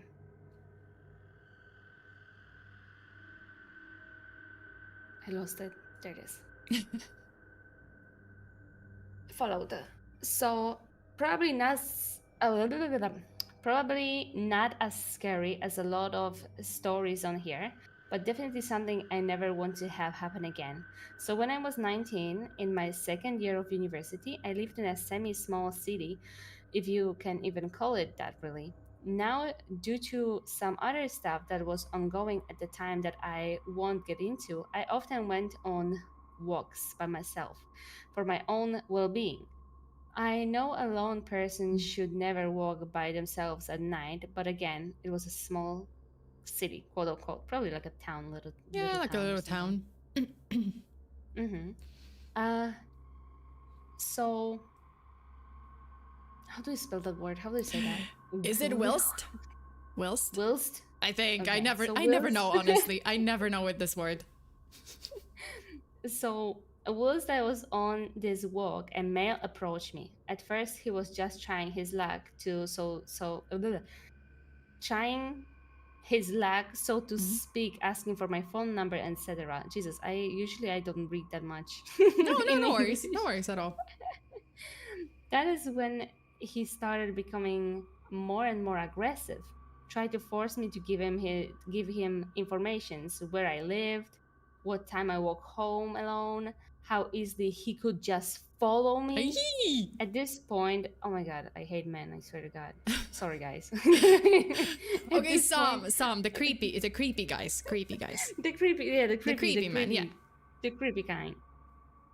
Yeah, the creepy At kind, this yes. point, I become really quite scared and essentially told him to go away and leave me alone. This is when he tried to grab my phone and said, "You're coming with me." He proceeded to grab both of my wrists and drag me away. I have never felt such panic, as he must have been a 6 foot plus man of a large stature, so I was no match for his strength, being a 19-year-old girl who couldn't afford any type of nutrition meal, haha. Jesus. Anyway, by the grace of something, there was a pub nearby where whereby people saw this happen and came over to Yeah, intervene. intervene. Thankfully, I got away. I took the long way home in order to prevent him from following me. I wish I could say that's where it ended. So it didn't. So I didn't think he had followed me or watched me, but he quite clearly had. In the weeks that followed, we had a black car parked outside of our address at about 12 a.m. at night. The figure in this car was very concealed. Yep. Anyway, this person remained watching outside for hours. He would come out of the car occasionally and can only do what I would describe as lurking around our address. No, we didn't call the police at this time. Stupid. Oh my god, why didn't you call the police? I know, I totally would. Yeah. It's like that's crazy. Like you see this guy, well, you've encountered this guy before and he was aggressive, and now he's like lurking outside of your address. Like what? That sounds like a great reason to call the police, yeah. Yeah. Like also it does sound stupid, like when you don't call the police. It's like what? Oh, sorry. When I was not in a thankfully none of when I was not in and thankfully none of my housemates were, our neighbors had to call the police as there was a man trying to enter our home, looking for any openings in windows and trying our back and front door handles. Alarmingly, the said man was trying to enter my bedroom as I was on the ground floor. Anyway, one night we were all sat in a kitchen drinking cheap booze, as uni students do, when the exact man that had approached me on the street those weeks ago jumped our back wall, which was very tall, may I add. He ran into our garden and just stared through the window. Oh my god. This man had a look in his eyes I'd never seen before, pure evil. He wasn't even alarmed that he had been seen, nor was he even spooked. So we called the police again, and he finally got caught and arrested after trying to run from them. Also, credit to the police, they were there in literally 3 minutes. They have helped we live so close to the police station. Yeah. Anyway, what happened sends chills down my spine to this day. This man had a knife on his person. Uh, Jesus. what were his plans? What was he going to do? I'll never know, and I'm glad to never know. Hmm. If there is a lesson here to anyone, do not walk the streets at night. And if you do, be with someone, even if you only live in a small area. These types of people are in every corner of our world. That's Hmm. being said, let's never meet again. Seriously. Well, I mean that is true. Mm. Like just be safe, because just because your town is small doesn't mean nothing ever happened. Like even if it is a town where nothing ever happens, like just don't take any chances, you know? Like just be safe. Always be safe. Yeah, I never walk alone when it's dark. Yeah, like at night. I'm paranoid. Yeah. Like yeah, during the day it's just like, oh, during the day there's more people for sure, right? Like if you're walking around, there's gonna be more people like in the out and about, also walking, also like doing their stuff, right? So it's a little safer because there are witnesses. But at night it's more likely that someone might like snatch you because there's no one else around. And yeah, oh my god, that was pretty scary. What? And of course, a knife. Of course, he would have a knife.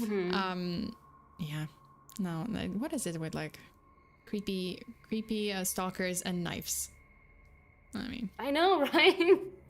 I mean, he was probably planning something, you know, something drastic. Definitely. Yeah, Definitely. sure. Well, she said no, right? No. Some people just can't take a no as an answer. Oh yeah, because she rejected him, right? Because he was trying to like, well, he approached her and he was trying to ask for her phone number and like, oh, where do you live? Yeah. Or whatever. Wait, Yeah, she said no. but she didn't give him her address. Like he figured it. He just followed her and like figured out. He followed. Like she thought that he didn't follow, but he followed. Yeah. She said. That's what she said. Damn. Man. Sure. I guess. Yeah. Like, well, the only mistake here that I see from like the victim's side is that, you know, she didn't call the police immediately. Kind of like when she noticed that this guy's kind of hanging around her neighborhood. I would Not have. even that. I would call the police when he would start like grabbing my hands and try yeah. to pull me somewhere. That's yeah. like, what? Excuse me? Yeah. Like that night, I would have told probably like the, you know, the people from the pub like to hold him down and be like, hey, no, this guy was trying to attack me. Like we're calling the police. I'm pressing charges for you know, harassment or shit. Yeah. I just like kind of turned off my music. Yeah, no, like immediately either then, unless he, you know, he maybe like ran away, but then the next time I would have like seen him, like if I had seen him the next time, I would have probably called the police. I mean, very likely. Yes. 100%. Jesus, yeah. She saw him like creeping out of the window, and she noticed that it's the same guy. Why wouldn't she call the police? But I guess like sometimes you're just like, oh, but is it, you know, maybe it's nothing. Like you can, you know, you kind of get that feeling like, oh, maybe it's nothing. Maybe it's not that. Yeah, I know. But like if you're in that situation and you don't want to escalate, you're like, oh, you know, whatever, like, oh, maybe he just lives, and it's a small town, so like, oh, maybe he just lives here or something. It's like, but yeah, just don't take any chances. Just just call the cops. Just even if it's nothing, you know, like at least you're gonna be like, you're gonna explain things, like things are gonna be explained, and the guy will know that, oh, okay, well, she is ready to call the police. Like it's just gonna be a warning to him, like, oh, she's gonna call the police. She called the police. Damn. Okay, so the next, is it gonna be our last story, or do you have one more in the end? Well, I can find one more. I mean, you don't have to, like, if you don't wanna, like. I want to. Okay, then you can find one. While I read this next story. So the next story is, I told a serial killer to fuck off. That's also from Letsnotmeet. I'm not gonna read the edit yet, but I'm gonna read the, like, I'll just go to the story. So in 2006, I was a college student at ASU. I lived in an off-campus apartment on the ground floor, and it was a block of a major street here in Phoenix called Baseline. These details are important. In summer of 2006, Phoenix, oh my God, really? Yes. I also mispronounce things. Me too. Yeah. In the summer of 2006, Phoenix, Arizona was plagued by 2 serial killers. One was the Phoenix shooter, who ended up being a team of 2 guys randomly shooting people. And the other, I think I heard about this actually, the Phoenix shooter. I think I might have watched a video about it. So randomly shooting people. And the other was the Baseline killer, a rapist and murderer. Having 2 serial killers put the entire city on edge, and everyone was talking about it. I even saw articles in Time or Newsweek about the situation. So, the fall of 2006 semester had just started. Now, you may have heard this, but Phoenix is hot in August. It would get stuffy in my apartment, and so I would leave the window cracked a little because the morning air is nice. The blinds provided visual cover.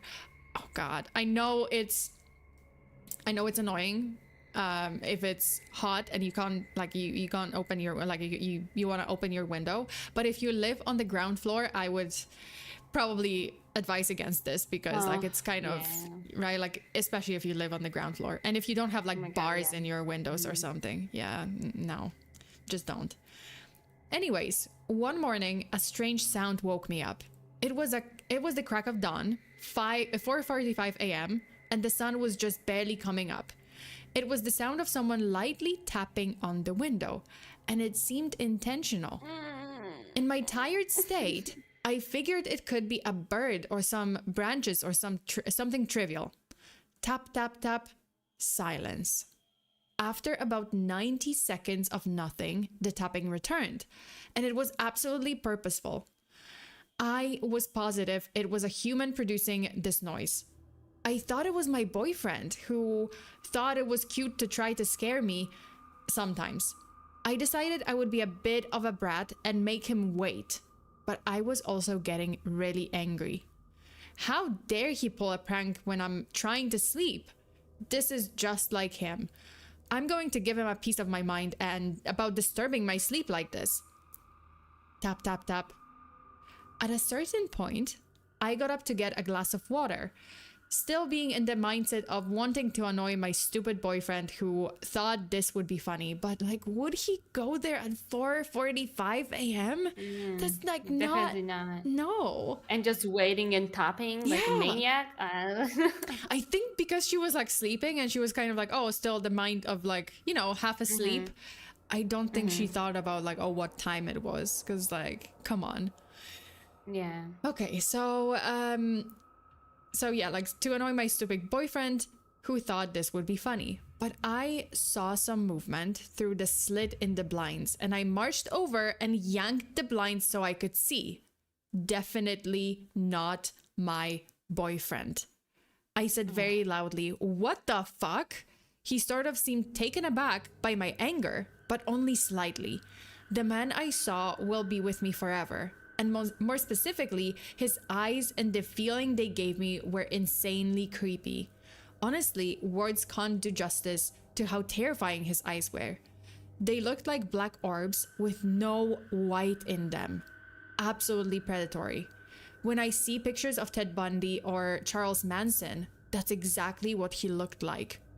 Even if you saw a picture of how they looked, it's different when you experience it in person.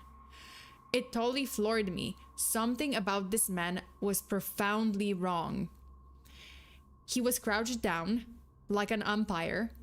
Umpire? Yeah. Okay, umpire, I guess. I think it's in baseball. The guy in baseball who kind of sits behind the guy who the batter. Oh, okay. So he was kneeling, he was crouching. Yeah, he was kind of crouching, right? Like those guys who catch the ball, right? Okay. I think. Chat, is that it? Am I getting this right? I think. Or am I way off? What umpire? Is it I think it's not a vampire. Not a vampire. Just vampire. Okay. So my chat says yes. that I'm correct, I think. Okay, so he was crouched like an umpire. He had on dark pants, a dark purple shirt, and a dark Nike hat. He had dark skin. I thought he was Hispanic, but later I found out he was a light-skinned black guy. You'll find out how I learned his name later. Oh, I don't think I know. Why would you? I don't know the baseline killer. I don't know the baseline killer, so I never. Well, that's the name of this guy, I guess. Like the pseudonym that news kind of gave him. Anyways, after I yelled "What the fuck" at him, he whispered to me, "Can I talk to you?" No. Oh my god! Of course not at 4:45 a.m. You insane? I mean, yeah, he is insane, but also what? If you want to know how insanely creepy that is to hear, I don't want to imagine. Just whisper that sentence out loud to yourself right now. Can I talk to you? No. Oh god. Wow. Can I talk to you? No. Oh my god. Ew. No. Ew. It sends chills down my spine when I think of how that sounded. His hands suddenly moved towards his waist. I later learned he would blitz attack his victims, and he probably had a gun. All that separated us was a mesh screen. Now, this is about... Wait a second. What's a blitz attack? Oh, it's kind of like a sudden attack. Just kind of, like, okay. He would slowly reach for something. Like, his movements are slow, but then suddenly just, I think, is that, yeah. Right, it's kind of like a sudden attack, I think. Or I might be wrong, but I think that is it. Now, this is about a 3-second interaction at this point. For some reason, I thought of Ted Bundy and how he would pretend to be crippled to target his victims. Oh yeah, Ted Bundy did. He had like a cast or something on his arm to trick his victims to like help him with something like, can you please help me pull out something from my car? And he would lead the girl to his car and then just like push her in the car and shut the door. And there were no handles on the passenger side, so she couldn't get out. Yeah. Yeah, I just read your super chat. It's funny. Bacon says, homeboy really pulled the, do you have a moment to talk about our Lord and Savior Jesus Christ? They attacking you. They attack you at any time of the day. Yeah, always. Okay, so now this is about a 3-second interaction at this point. For some reason, I thought of Ted Bundy and how he would pretend to be crippled to target his victims. I thought of my mom telling me to not be nice to strangers. Don't be afraid to be a bitch.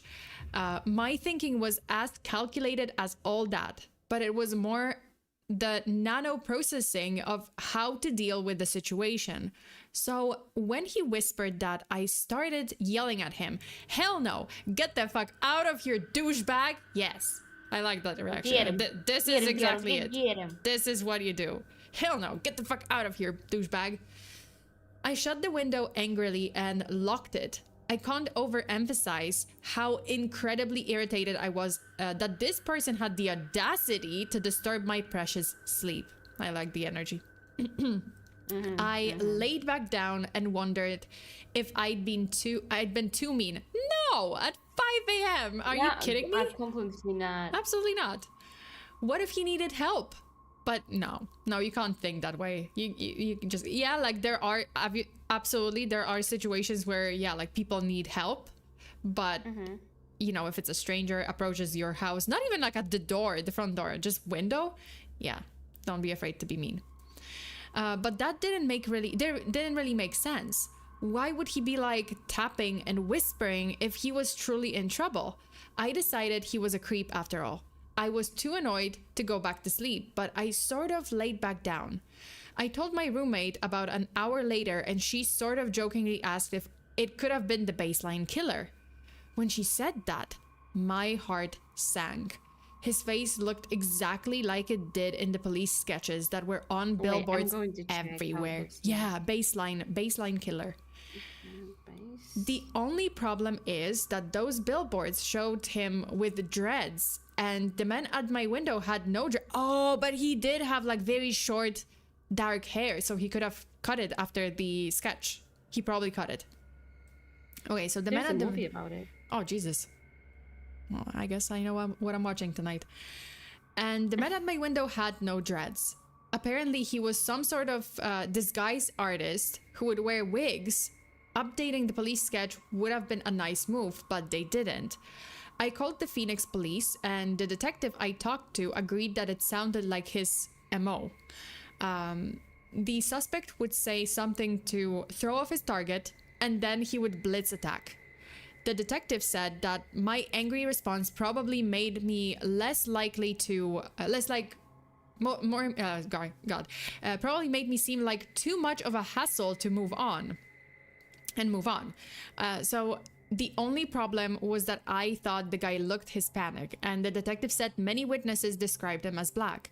Well, but it was kind of like dark, right? Like, it was kind of still like, it was getting brighter, so it's easy to make a mistake, right? Like, you can't really tell. And she was like half asleep. I thought they might want to come out and try for samples or surveillance video or something, but I didn't hear back from the detective. My parents freaked out. Then got us knives, pepper spray, and put up signs. Edit. Some people asked why I didn't get a gun.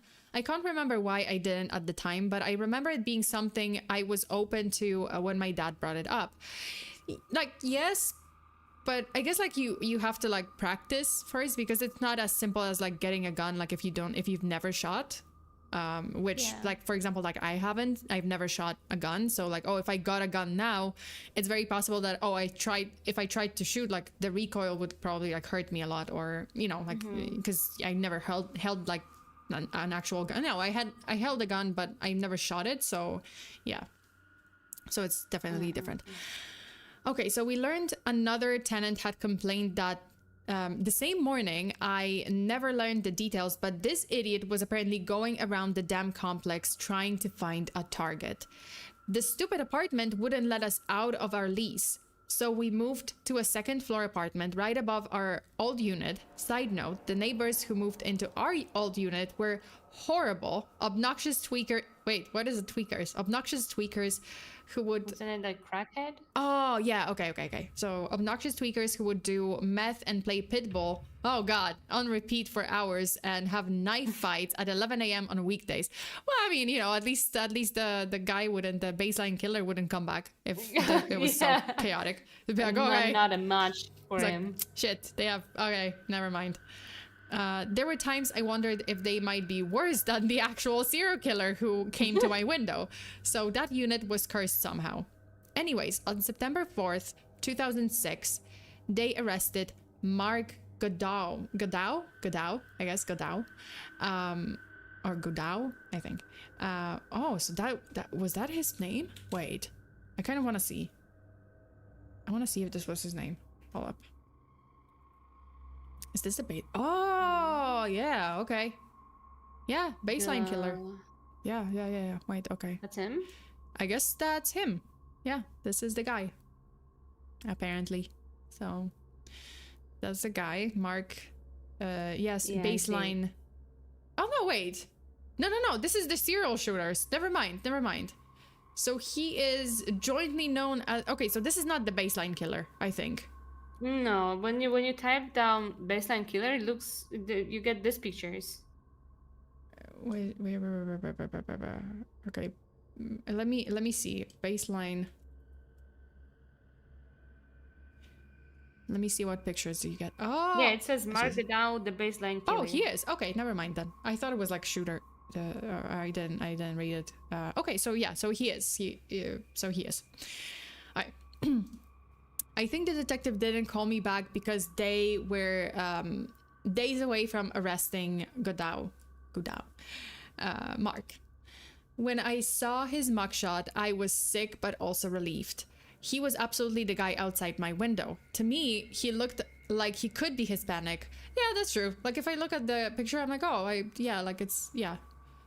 can see why like she would mistake, mix it up. So you can judge for yourself if you Google it. He's on death row in Arizona now. His wife tried to mount some campaign to show... Come on now. His wife tried to mount some campaign to show that the police were framing him or something.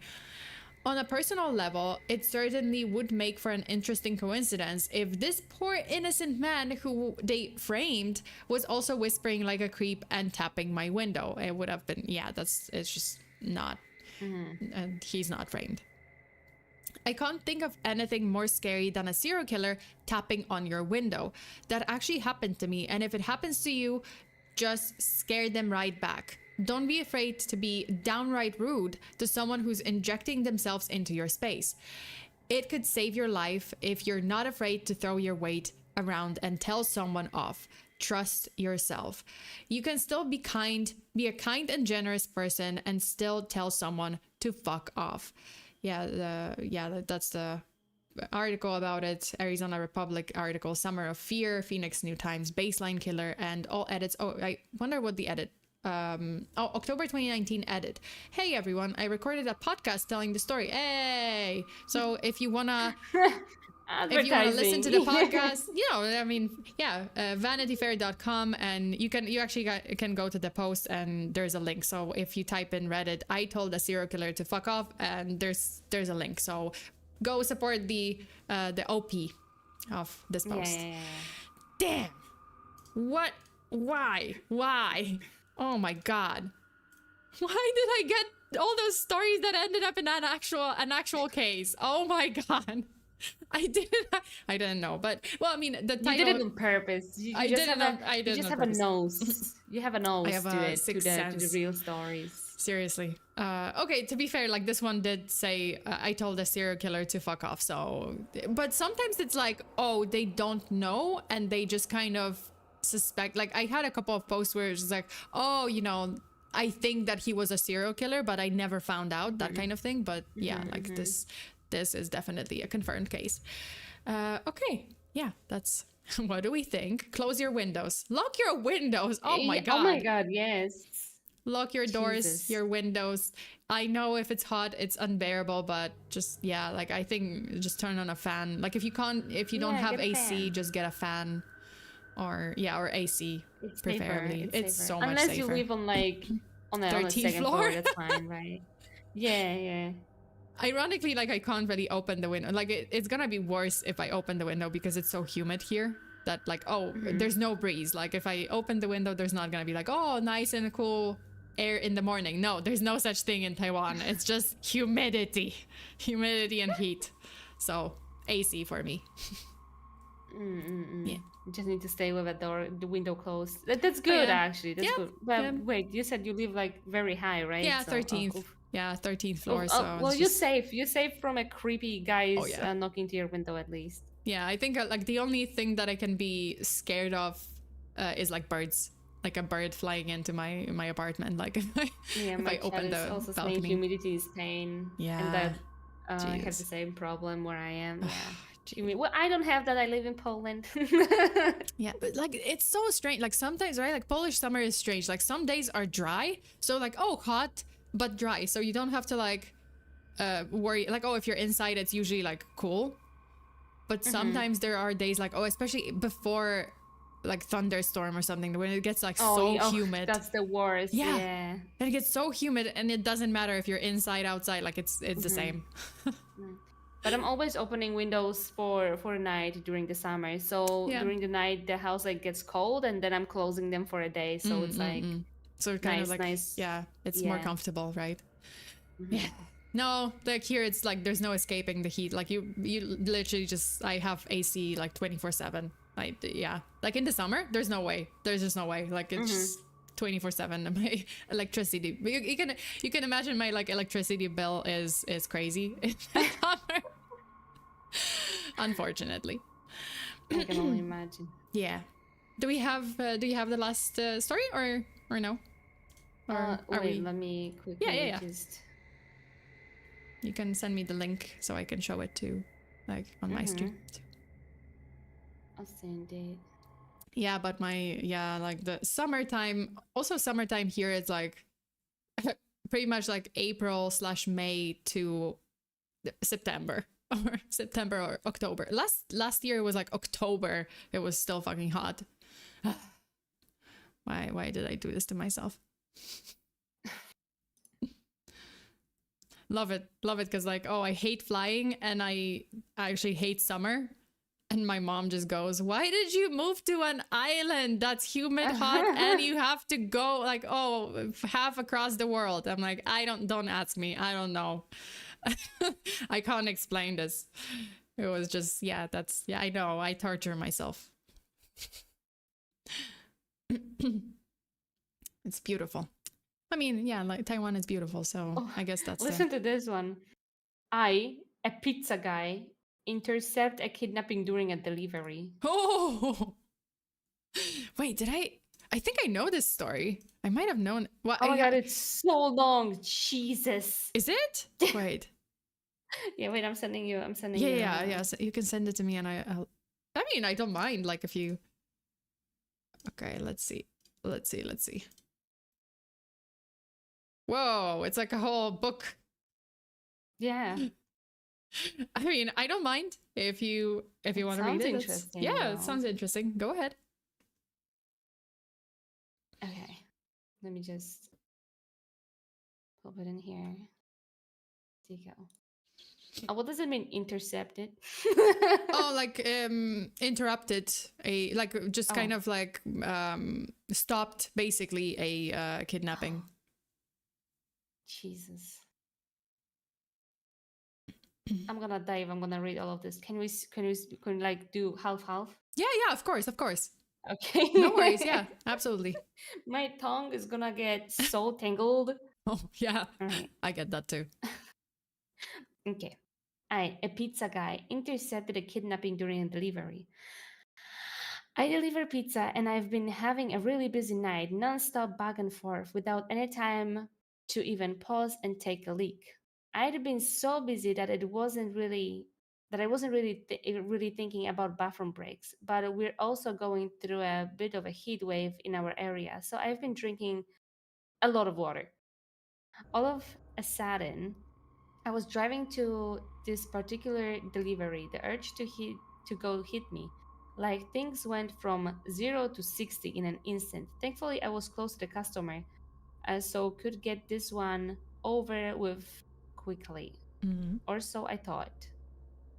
I pulled up to the house, and it was an area I'd delivered in before, so I could immediately see that something wasn't right. All the lights were off in the house, not even the glow of a television or anything. I was extra apparent because the streetlight closest to the door happened to be out of order. And on top of it all, the block was dead quiet.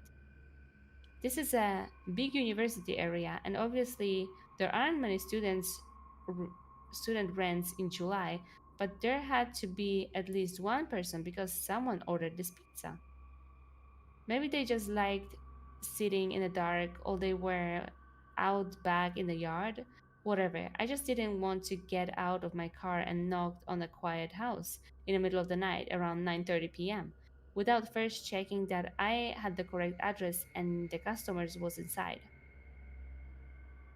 It was scorching. Yeah, scorching. Like it was hot. It was super hot. Like scorching it was hot. scorching that night. Even after sundown, my car AC is a joke, and the piping hot pizzas don't help things much. Oh. So I have to try and open the car door as frequently as possible to keep and cool air in. I called the number on the customer provided, and the voice on the other end said kind of brusquely.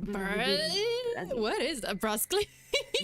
brusquely? Oh, the poetic writing. Thanks, OP.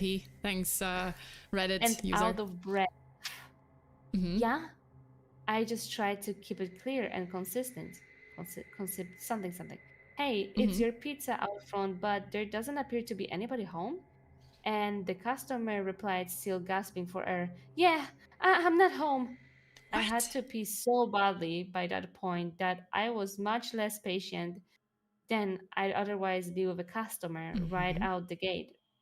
Well, then we're going to have to terminate the order because I've arrived in the stated delivery window, and you were supposed to pay in cash. So I don't know what to tell you. Plan ahead next time.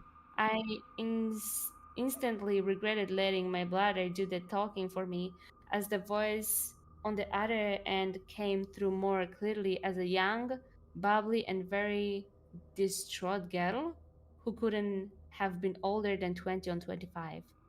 Oh my Oh. gosh, I'm so sorry. I was running down the street so I could barely hear you, she cried.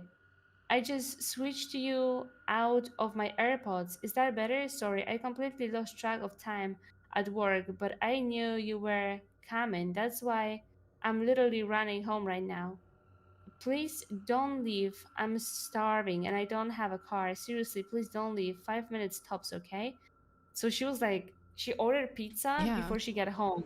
I Oh, guess so she was like, he, yeah, like sometimes, right? Like, oh, she's still yeah. working, but she's about to be finished. So, Mm-hmm, like, oh, she mm-hmm. was about to get off work, and she wanted Yes, to have dinner so by the time she arrives home. oh my God, do you think someone's gonna try to kidnap her Oh on the my way god. home and he's gonna like save her because she's gonna wait with pizza? Oh, I think that's. Oh my god, I think that's it. Oh. Yo. Oh, Yeah, I wonder. thank you for a raid. Welcome, Raiders. Hey, Thank you, Brian. Raiders! Welcome, welcome Raiders. I'm here with FEARSONA. Hello. Say something. Hello. Hi. Thank you, Raiders! Welcome to the stream. We're reading spooky real stories from Reddit, Yep. so sit and be scared Yeah. with us. Make yourself comfortable and scared and prepare to be scared. Yeah, be creeped out with us. Yeah. I know that it's like to be hungry and running late and have no car, but not live near any restaurants. Mm-hmm. Yeah. Plus, Yeah, when yeah. I heard her voice, I began to remember most specifically having delivered to this place a couple times before, and she'd always been perfectly nice. Now I felt bad for snapping at her. I tried to walk it back while Simultaneously? oh my god, Like at the same time. They're just trying to like simultaneously, yeah. Oh my, I can't say that. Okay, Yeah, simultaneously. Looking out my window for potential spot to pee. No, my bad. I'm letting the heat get to me. It's not your fault. No need to rush. See you when you get there. I hung up, and while surveilling the streets, was starting to think I was really out of luck.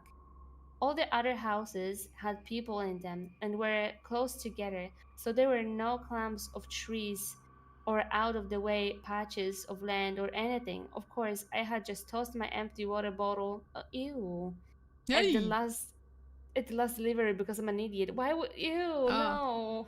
Wait, no. Pee in a Like, bottle? wait, did he? Well, he Or wanted to. That's he why he was wanted like, to. Oh, yeah, yeah, that's true. because Okay. that's why he was like, no, unfortunately, I threw off my empty water bottle, and there was like nowhere to pee. Oh, I didn't catch that. I was like, oh, no. Oh shit. Oh no. Oh yeah. I mean, you gotta do what you gotta do. I guess, ew, but no. But that guys. option is only for guys, unfortunately. Like, we need bushes. Yeah. We need like ladies bushes. Yeah, lady. We need a water bottles. We need like designed for that. Yeah, we need a water bottle designed for us to be able. I wanna pee in a bottle. You want I wanna pee in a bottle too. Meh. No bottles for me. My moderator said that we're just not trying hard enough. It's our fault. I think we have to control the stream more. Oh my god. Finally, I decided I was escalating to the point of emergency, and the safest bet was to use a bush in front of the woman's house. She wasn't home, the streetlight was out, so no one would see me. The people who were home were inside. My car was parked across the street, and where a small shop would and where we're a small shop. We are small. Oh, we are a small shop. Yeah. Who don't wear uniforms. So if someone did spot me, they'd have no way to contact me or my employees. To my employer. animals pee outside all the time. Humans are animals. This is fine. I love the self-explanation. Be like, this is okay. Yeah. Animals pee outside. Humans are animals. Ergo, like, this is fine. This equation works, and you can't tell me otherwise. This is not a crime. Yeah. Even though technically it is. Yeah, I scurried over to the tallest bush in front of the yard. She didn't really have much of a yard, more just a walkway lined with bushes and flowers that ran Adjacent. Oh my god, how do you know those words? But believe me, blood, sweat, and tears for like years reading through, trying to like pronounce things. Oh yeah, because you like read a lot. Yeah, because I have things, to. right? Yeah, I have to read a lot. Yeah. Believe me. I still mispronounce everything. Don't worry about it. Really. Dude, I'm sometimes playing games like with there's like a lot of reading. I can't handle that. I can't. Yep. I Same. hate English reading. Same. Like if there's like, especially those. Oh my god. You know what I can't pronounce for the love of me? Like I have to break it down. Parallel. What? Like like that? you know like thing. Oh, like two lines. Two lines are like parallel. Like równoległe. That's the word. I don't know how Parallel. good that is. I fucking Parallel? cannot. Yeah, parallel. I can't pronounce. See, I can't. Parallel. I can't. Like some of the words. Parallel? Yeah, it's like, oh, okay. Fucking hate that word. Is it two L's? I think that's it. Parallel. I fucking hate that word. This is the word. Oh, parallel? Yeah, parallel? Parallel. Yeah, I fucking oh no, I hate the word jewelry. I'm saying a jewelry. Jewelry? I hate it. Or like the, you know, like or the word like the person who sells, you know, jewelry is jeweler. Jeweler.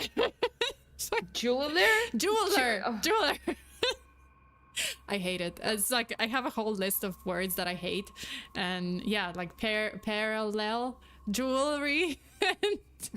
I couldn't also say windmill for a long time. Benevolent.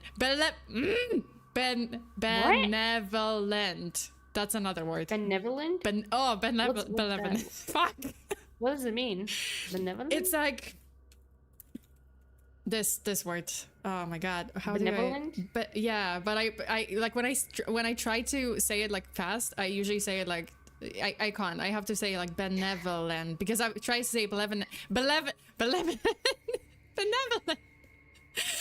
Okay, you got me with a parallel. I can't say that either. Parallel. I fucking hate that word. Parallel. Parallel and jewelry, two words that Polish hate to say from their accent. I swear to God, this is the worst. Parallel. See, right? It's horrible. Parallel. It's okay, horrible. no, I don't know how many L's is it. Parallel. I hate it. I hate it. I hate that word. That word hates me too. It's mutual. Mm-mm. Oh, thank you for a raid. Yay! Another raid. Thank you for a raid, Bunana. Welcome, raiders. Welcome. I'm here with FEARSONA. Yeah, and we're reading some spooky, scary real stories. So sit with us and get scared with us, and yeah. Oh, also my chat corrupt doctor says that benevolent means something about good action. Basically, like being good, you know, being good, being kind, something like benevolent? that. Benevolent. Benevolent. Oh my god. I hated that word ever since I saw it. All right. Hi, Bunana. Thank you for welcome. Welcome, raiders. Where did I stop? We got stuck. Adjacent. Oh, that we animals pee outside. Okay. Yeah. I scurried over to the tallest bush in the front yard. She didn't really have. Oh no, I read that. Yeah. It's ran adjacent to her front door, and then yeah. Oh, to the front door. Yeah, the biggest cluster of bushes. The only one where I could be sure there would be no visible splatter on the side of the house Jesus. was around 4 feet from the door. Disgusting! Nice. I looked both ways, unzipped, and let it fly. After the initial milliseconds of relief, I noticed the sound was way off. What? My pee. Wait, Oh. what? More like pissing on something solid than something leafy? Was he peeing on the murderer? I think he's peeing on the kidnapper, on the potential kidnapper. Oh my god. I think he's peeing on a person. No, yeah. I started panicking, thinking I'd aimed wrongly, but once I start, I can't stop midstream, so I kept squinting into the darkness to see if maybe I was hitting a key rock or something and could just move a few inches over. Instead of all of a sudden, I heard a way more concerning noise, a deep voice claiming, "What the fuck?" So he was It is the kidnapper in the bushes. There's no way he started peeing on the kidnapper. Mm-hmm. Ew. Yeah, no, that's what it seems like. What it sounds like. And before I could turn around, assuming I'd be caught by a neighbor, a man came leaping out of the bushes. He blew by me, brushing my golden shower off him as he did. He spit pretty empathically on the ground. So I think I might have beamed him right in the face. Yep, just pissed on him right in the face. He deserved it. He deserved it. He deserved it. Mm-hmm. I didn't see where he went after a few paces, but thought this next part is kind of a blur. I don't think I remember hearing a car screeching out from the beat further away after a minute. I've got it. Okay, can you read now? Yeah, of course. No worries. Dying. I'd gotten some night vision by that point, so I was able to make out his height, build, and outfit, but only the most general details of each. I was in such a shock that I didn't even put my dick away. Oh no! I just stood there trying to figure out what had happened. The reality was so terrifying that my mind refused to accept it and impulsively searched for a reasonable explanation that could make everything okay. I thought, could these bushes lead to some backyard area and just looked like they were against the house? Could they have been obscuring an open window? My inner voice was desperately screaming, "Brah! That man was wearing a hoodie in 90-degree weather. That was a bad man. You're in a bad situation." But the very idea that I was within inches of a guy who would be hiding in bushes at all, let alone in front of a young woman's house at night, just wasn't something I was ready to grapple with yet. I was coping by not coping. My fight or flight response totally failed me at that point, because my dumbass did the absolute last thing I should have done and approached the bushes to try and validate this. There must have been a good reason for a man in a hoodie to be behind these bushes in the middle of the night, theory.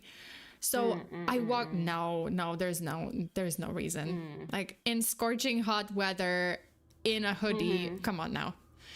So I walked over to the side, turned on my phone flashlight, and tried to peer around the line of shrubbery.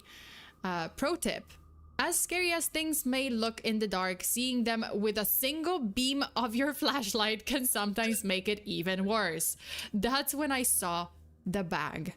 There was a tattered drawstring bag sitting behind the bushes, slightly splashed with pee. Lovely. Ew. But I was in such a moronic daze from shock that I groped around for it, thinking, see, this is it. This will explain why he was back there. Oh, it will. It explained it. Once I maneuvered it over and pulled it open, I saw a sharp knife, a roll of duct tape, and a bottle of pills. The delusions officially broke at that point, and all the adrenaline, endorphins, and self-preservation instincts that had been suppressed kicked in 10 times over. I became whatever the opposite of dazed is. More laser-focused, than I have ever been in my life, with one singular goal: get back to my car. I dropped the bag, booked it across the street, got in my car, and slammed the pedal to the floor before the door was even all the way closed. I went as far as I could, as fast as I could, until I hit a red signal. Then I pulled off to the side and realized I shouldn't be driving any more than necessary in the condition I was in. I pulled into the parking lot of a 24-hour drugstore and took a breath. I was finally calm and coherent enough to zip up and formulate a plan of action. My first lucid thought was, who do I call first? The police or the girl whose house that was? The girl. Yeah, the girl. Jesus. Yo. What? Never. What about, like, she's going back? Oh my God. Okay. I thought about it for what couldn't have been more than 10 seconds, but felt like an hour, and decided, okay, I am in a locked car with the engine running. If trouble starts, I can drive away. I know something's up. She might not. She needs to know not to keep walking in that direction. But as I was dialing her number, it occurred to me, what if there was no girl? I thought I remembered delivering to that house before, but what if I was wrong? What if the girl on the phone was just a decoy to get me there to rob me, or worse? Every pizza guy on the planet has seen the Evil Genius documentary by now. Yeah, it's a real case. Like, I don't know if you know about this case, like Evil Genius, the documentary. So this is a case of the pizza bomber. So basically this guy, Brian Wells. So he was a pizza delivery guy, and he went to deliver a pizza to this like remote location, like remote house in the woods. And he got ambushed by a couple of people. They put like this device on his neck, like a collar. It's kind of like a straight out of a like Saw movies, right? Like trap device. And this device had a bomb, and they gave him instructions of a treasure hunt. Basically, like they gave him instructions like, you have to go to a bank and rob a bank within a certain amount of time and bring the money to XYZ location and get the next clue on how to take off the bomb from your neck, right? But then he got kind of caught like in the middle of it. Like he robbed the bank, he walked out, police surrounded him, he was sitting on the ground, and then the device actually exploded on his neck. And then the whole thing was about like catching whoever did this to him, you know, like whoever designed this whole plan for the money, for the bomb and whatever. Yeah, so this is the Evil Genius. It was like, it turns out that it was this woman who was like super intelligent, and like another guy who was also like very intelligent, and they just kind of tricked him. Like tricked the pizza delivery guy. They weren't so intelligent that they got caught. Yeah, well, I mean, they got caught in the end, but like they did, but they didn't. Like one of them died of cancer or something. But yeah, like the bottom of the like the you know the story is that the pizza delivery guy got like tricked, right? How do I remember the names still? I don't know. Okay, so yeah, like I just remember talking about this case. So every pizza guy on the planet has seen the Evil Genius documentary by now, so I thought, she called me all out of breath. She wasn't home. The whole thing was off. Can't risk it. I'll start with the cops. I called 911. The operator was very helpful in keeping me calm because I was a complete wreck by this point. He kept assuring me that someone would be there soon. I kept telling them that I had to get there before the girl did, but I was trying to express 3 thoughts at once and really damaging my own credibility. It came out more as, you've got to save this girl because he wasn't after me. I was just I was just delivering a pizza, unless they were after me, in which case there might not be a girl, but I talked to one on the phone. So then you should find that girl because they used to lure her, like they used her to lure me there. But if she's real, like it kind of doesn't make sense. But if she's real, she doesn't know about the guy who was also real, and there could be more guys if there's actually a girl. And you know what? Even if there isn't a girl, there might actually be more guys. I only checked one part of the bushes, so I don't actually know, but we will know which guy is the one I saw because I pissed all over him. You know, I didn't mean to. This was back when I thought the girl was real but not home, but she might be real, so you really need to find her if she is, because the guy was real. Yeah, God. He's like, he's insane at this point. Yeah, the 911 dispatcher probably was just like, calm down, I don't get it. What are you talking about? Okay. So finally, they basically just asked me to stop talking and stay on the line. But that was when I was an incoming call from the customer. But that was when I saw an incoming call from the customer. I couldn't answer it without disrupting my 911 call, so I just ignored it. But then she sent me this text like, "Hey, I'm here. Don't see you." I told 911 she was there, and they said officers were only minutes away. But who knows how long that meant, especially after I'd given such a scattered account of the events in my panic. I just felt overwhelmed with guilt because my rational mind said the odds of her being a decoy girl for some large scam targeting pizza guys were low, and the odds of her being an intended victim of a predator were high. So I put my 911 call on mute, where I can hear them but they can't hear me, and turned back, heart absolutely pounding out of my chest, compulsively muttering fuck, fuck, fuck, fuck, fuck, fuck, fuck the entire way. Also, Eric, thank you so much for the super. Find the man with the yellow pants. Oh my God. Or find the man smelling like piss. I think that's, yeah.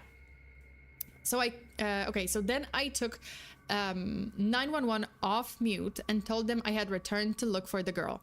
They weren't happy about that, but I saw her meandering past the parked cars in the street, looking to see if one was mine, and I waved her down, flashing my brights.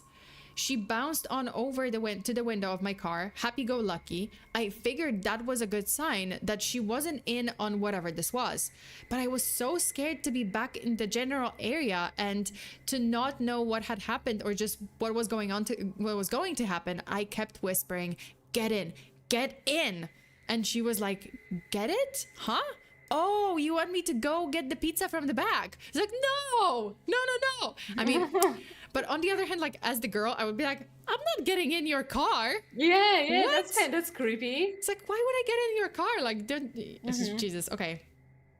I didn't want to make the same mistake with her that I had made with 911. So instead of trying to tell the whole story, I stuck to the bare basic facts. There was a man in your bushes. I'm on the phone with the police. Why are you sticking out your...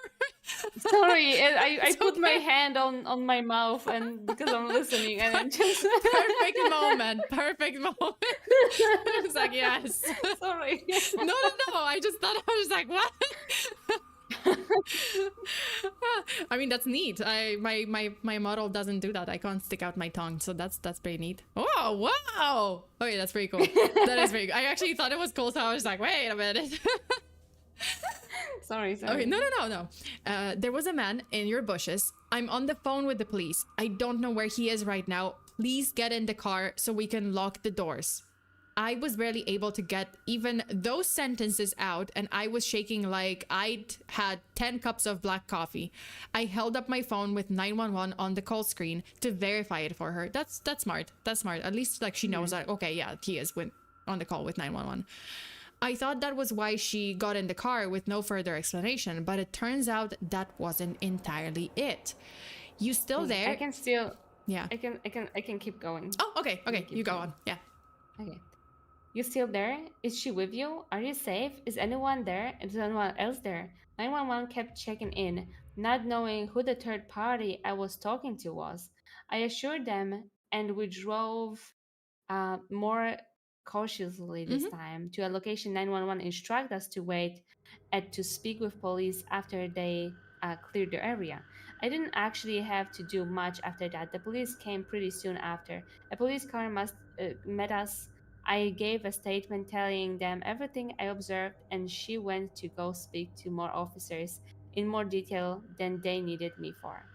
It turned out the reason she got right into a strange pizza guy's car without probing any deeper into my story is because she knew who the man was right away from my description. Oh God. She had an abusive ex-boyfriend who was apparently psychotic enough that he immediately came to mind from hearing, "There's a guy in your bushes." She later called us to thank me and insist on leaving a huge tip. I wasn't there when the call came in, so the kid who answered didn't know to refuse to or accept the money. But the manager already promised that the next time we see her, we can load up her with enough one free pie card to last a lifetime. Nice. Easily the scariest thing that has ever happened to me on the job or off.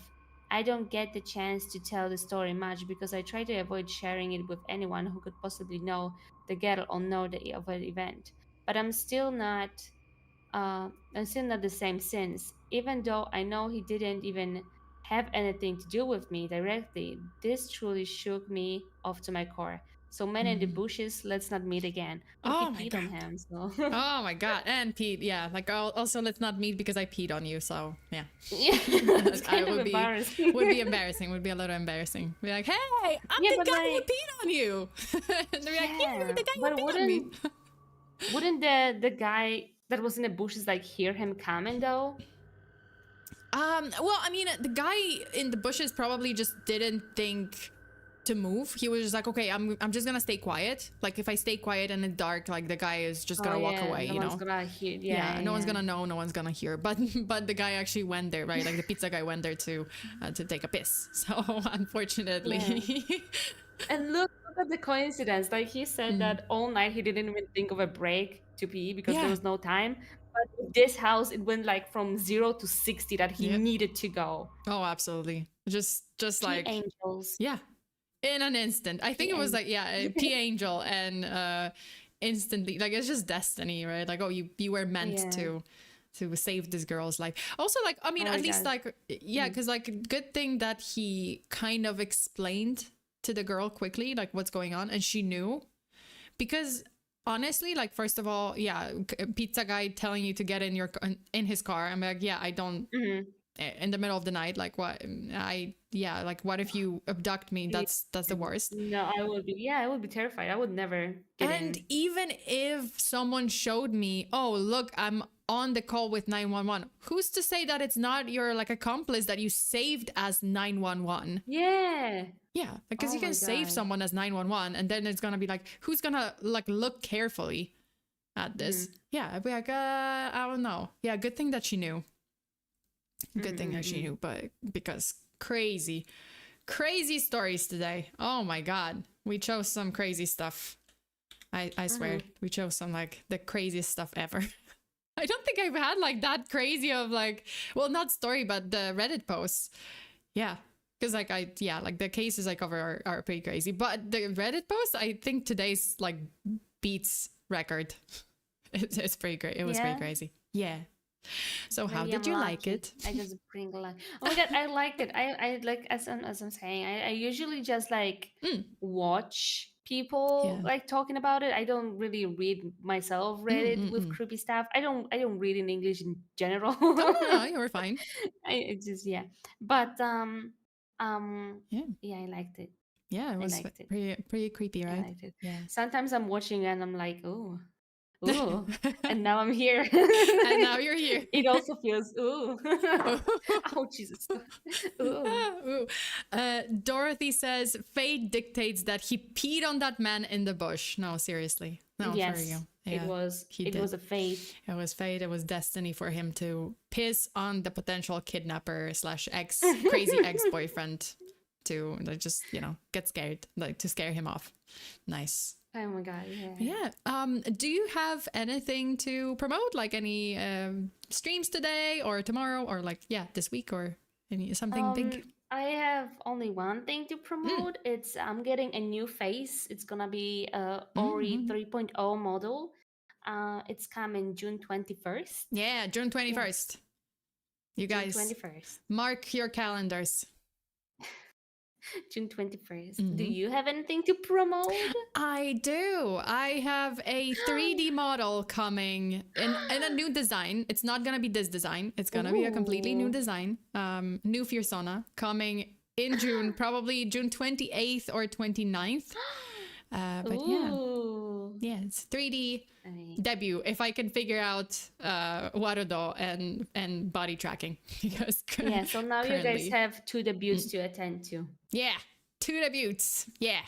So it's like weekend after weekend, like first weekend, 21st, and then the next weekend, 28th, 29th. Yeah, remember, mark your calendars. Remember, write that down. And do you have, wait, so it's going to be the new model. Do you have it's going to be a debut, right? Like, do you have any other like new assets coming or is it going to be like model and like, or just like overlays or something? It's going to be a whole model with, I hope, new overlays. Nice. It's going to be... new everything because I'm changing my look. Yeah. Kind of a lot.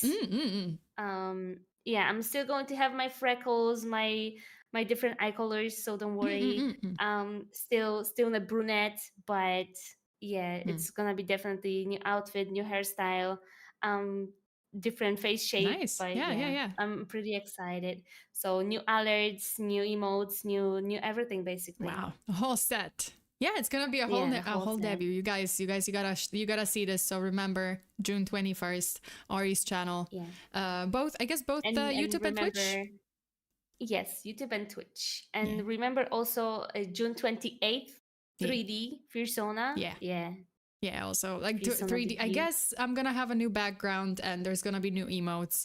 Hopefully new alerts. But I'm not 100% sure yet.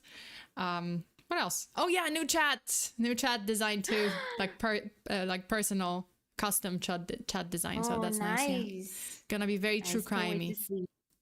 And we're gonna be there. Yeah, I'm gonna talk to people. Nice. Thank you so much. Yeah, thank you for collabing. That was fun. Yeah, I was very excited to collab because not many Polish people. Oh yeah, for sure, right? I know. There is one like big VTuber, like agency VTuber. Isn't she like in Nijisan? Was it Nijisanji or Face Connect? Like Alicia something. Wait, there is Alicia Dolontano. She's Globby.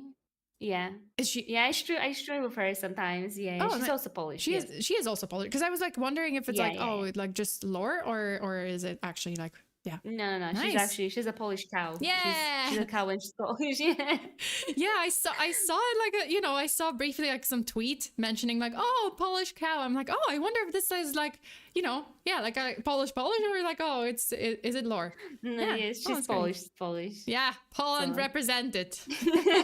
Poland. We need to spread the Polish words. We need to spread Polish energy. Pierogi for everyone. Pierogi for everyone. Exactly. Yeah. But yeah, thank you so much for having me. Yeah, thank you for having me too. I really had fun. I hope we can do it again at some point. Yeah, that or something else. Maybe play something. Maybe spooky. Something. Yeah. Yeah, next time we can play something spooky for sure. Oh, please. Oh my god, do you play a lot of horror games? I love multiplayer horror games. You have no idea. Yes, it's like my favorite thing. What any game in mind? Because I might have it, or I mean I can buy it, but yeah. Anything that is spooky, really. I don't have like anything specific. I think the new game that I never played was Headliners, which I'm going to play soon. So yeah, it's like you're being a journalist and trying to catch a spooky stuff on the camera. Oh yeah, we should play that. Oh for sure. Yeah. Thanks for reading these chilling stories. Definitely not gonna sleep with one. Definitely gonna sleep with one eye open.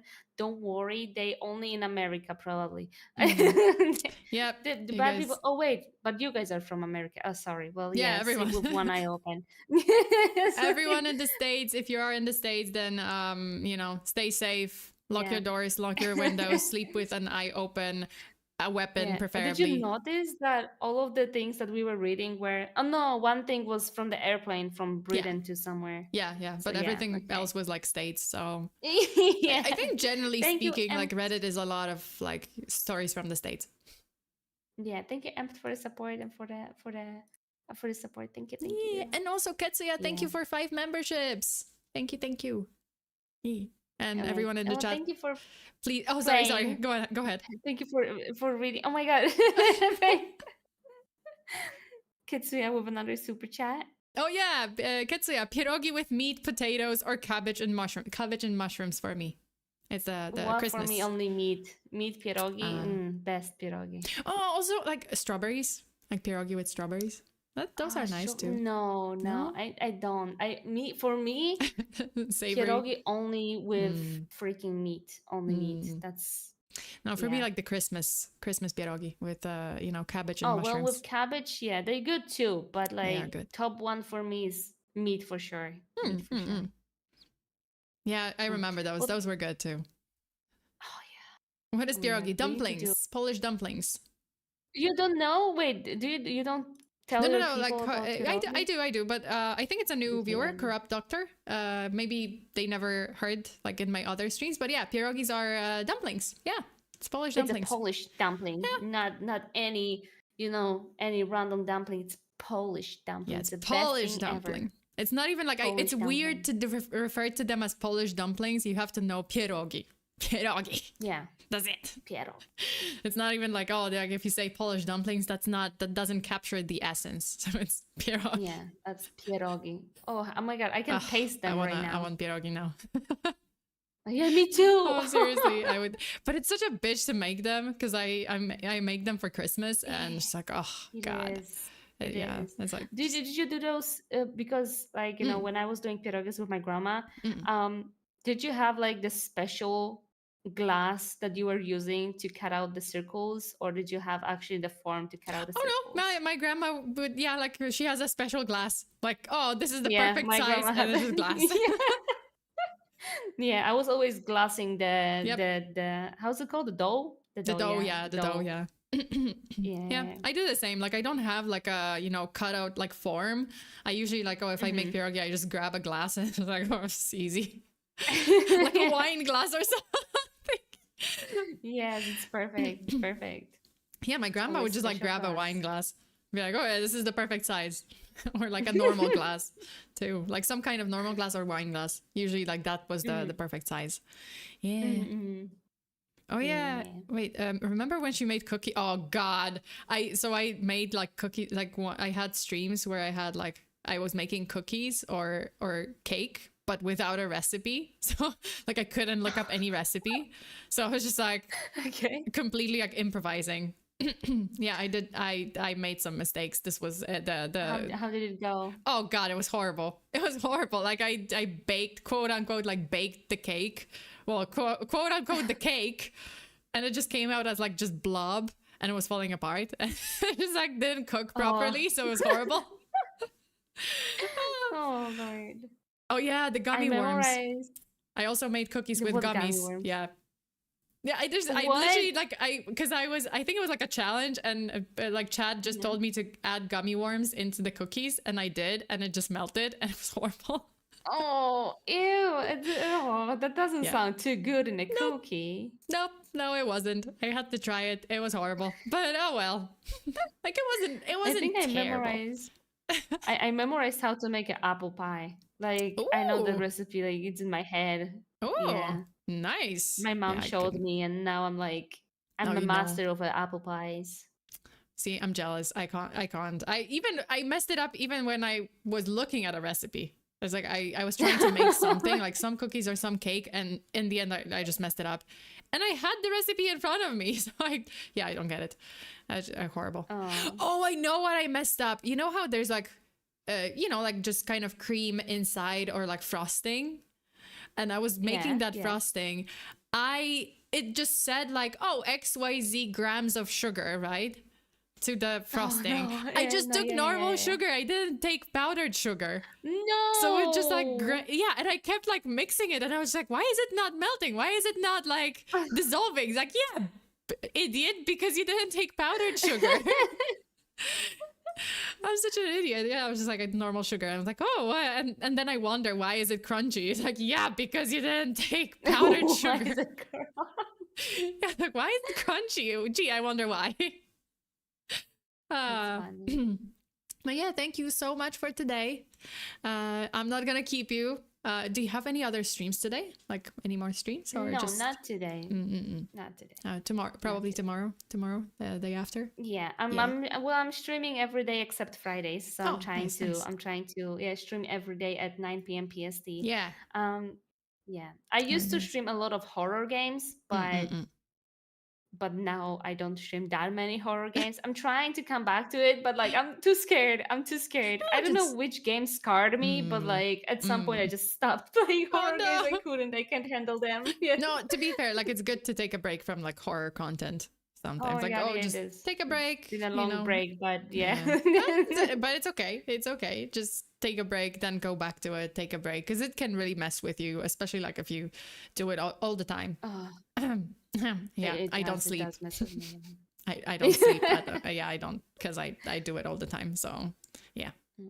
Okay, but thank you so much again, and thank you for having me on your stream as well.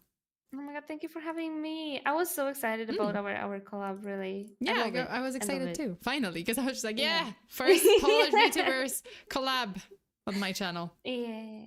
Thank you so much for having me. Thank you so much for reading stuff with me. I'm gonna go say bye-bye to chat and yeah, I'll talk to you later. Yeah, so I hope you have a good rest of the day.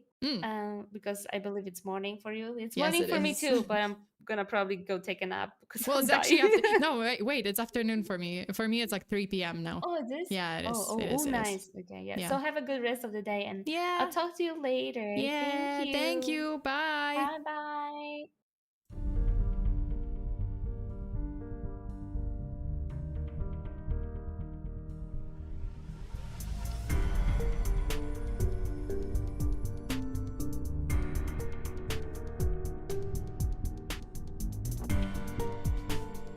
Actually, you know what? I'm just gonna say bye to you guys because I didn't say bye to you, But thank you so much, you guys. Thank you, everyone, for joining the stream. Thank you for all the super chats. I know that I missed a couple of them, but you guys, thank you so much for sending the super chats, and I hope to see you here next time. I do have a stream.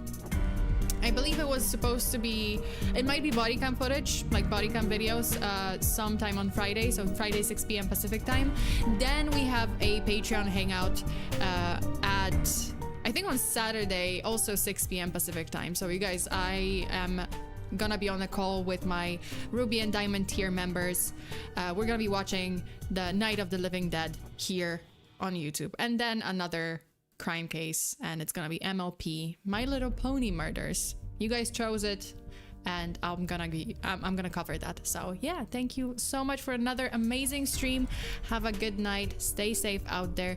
Always lock your doors and windows. Bear your hexes. Yes, I can't speak. Bear your hexes. Until the next time. Bye.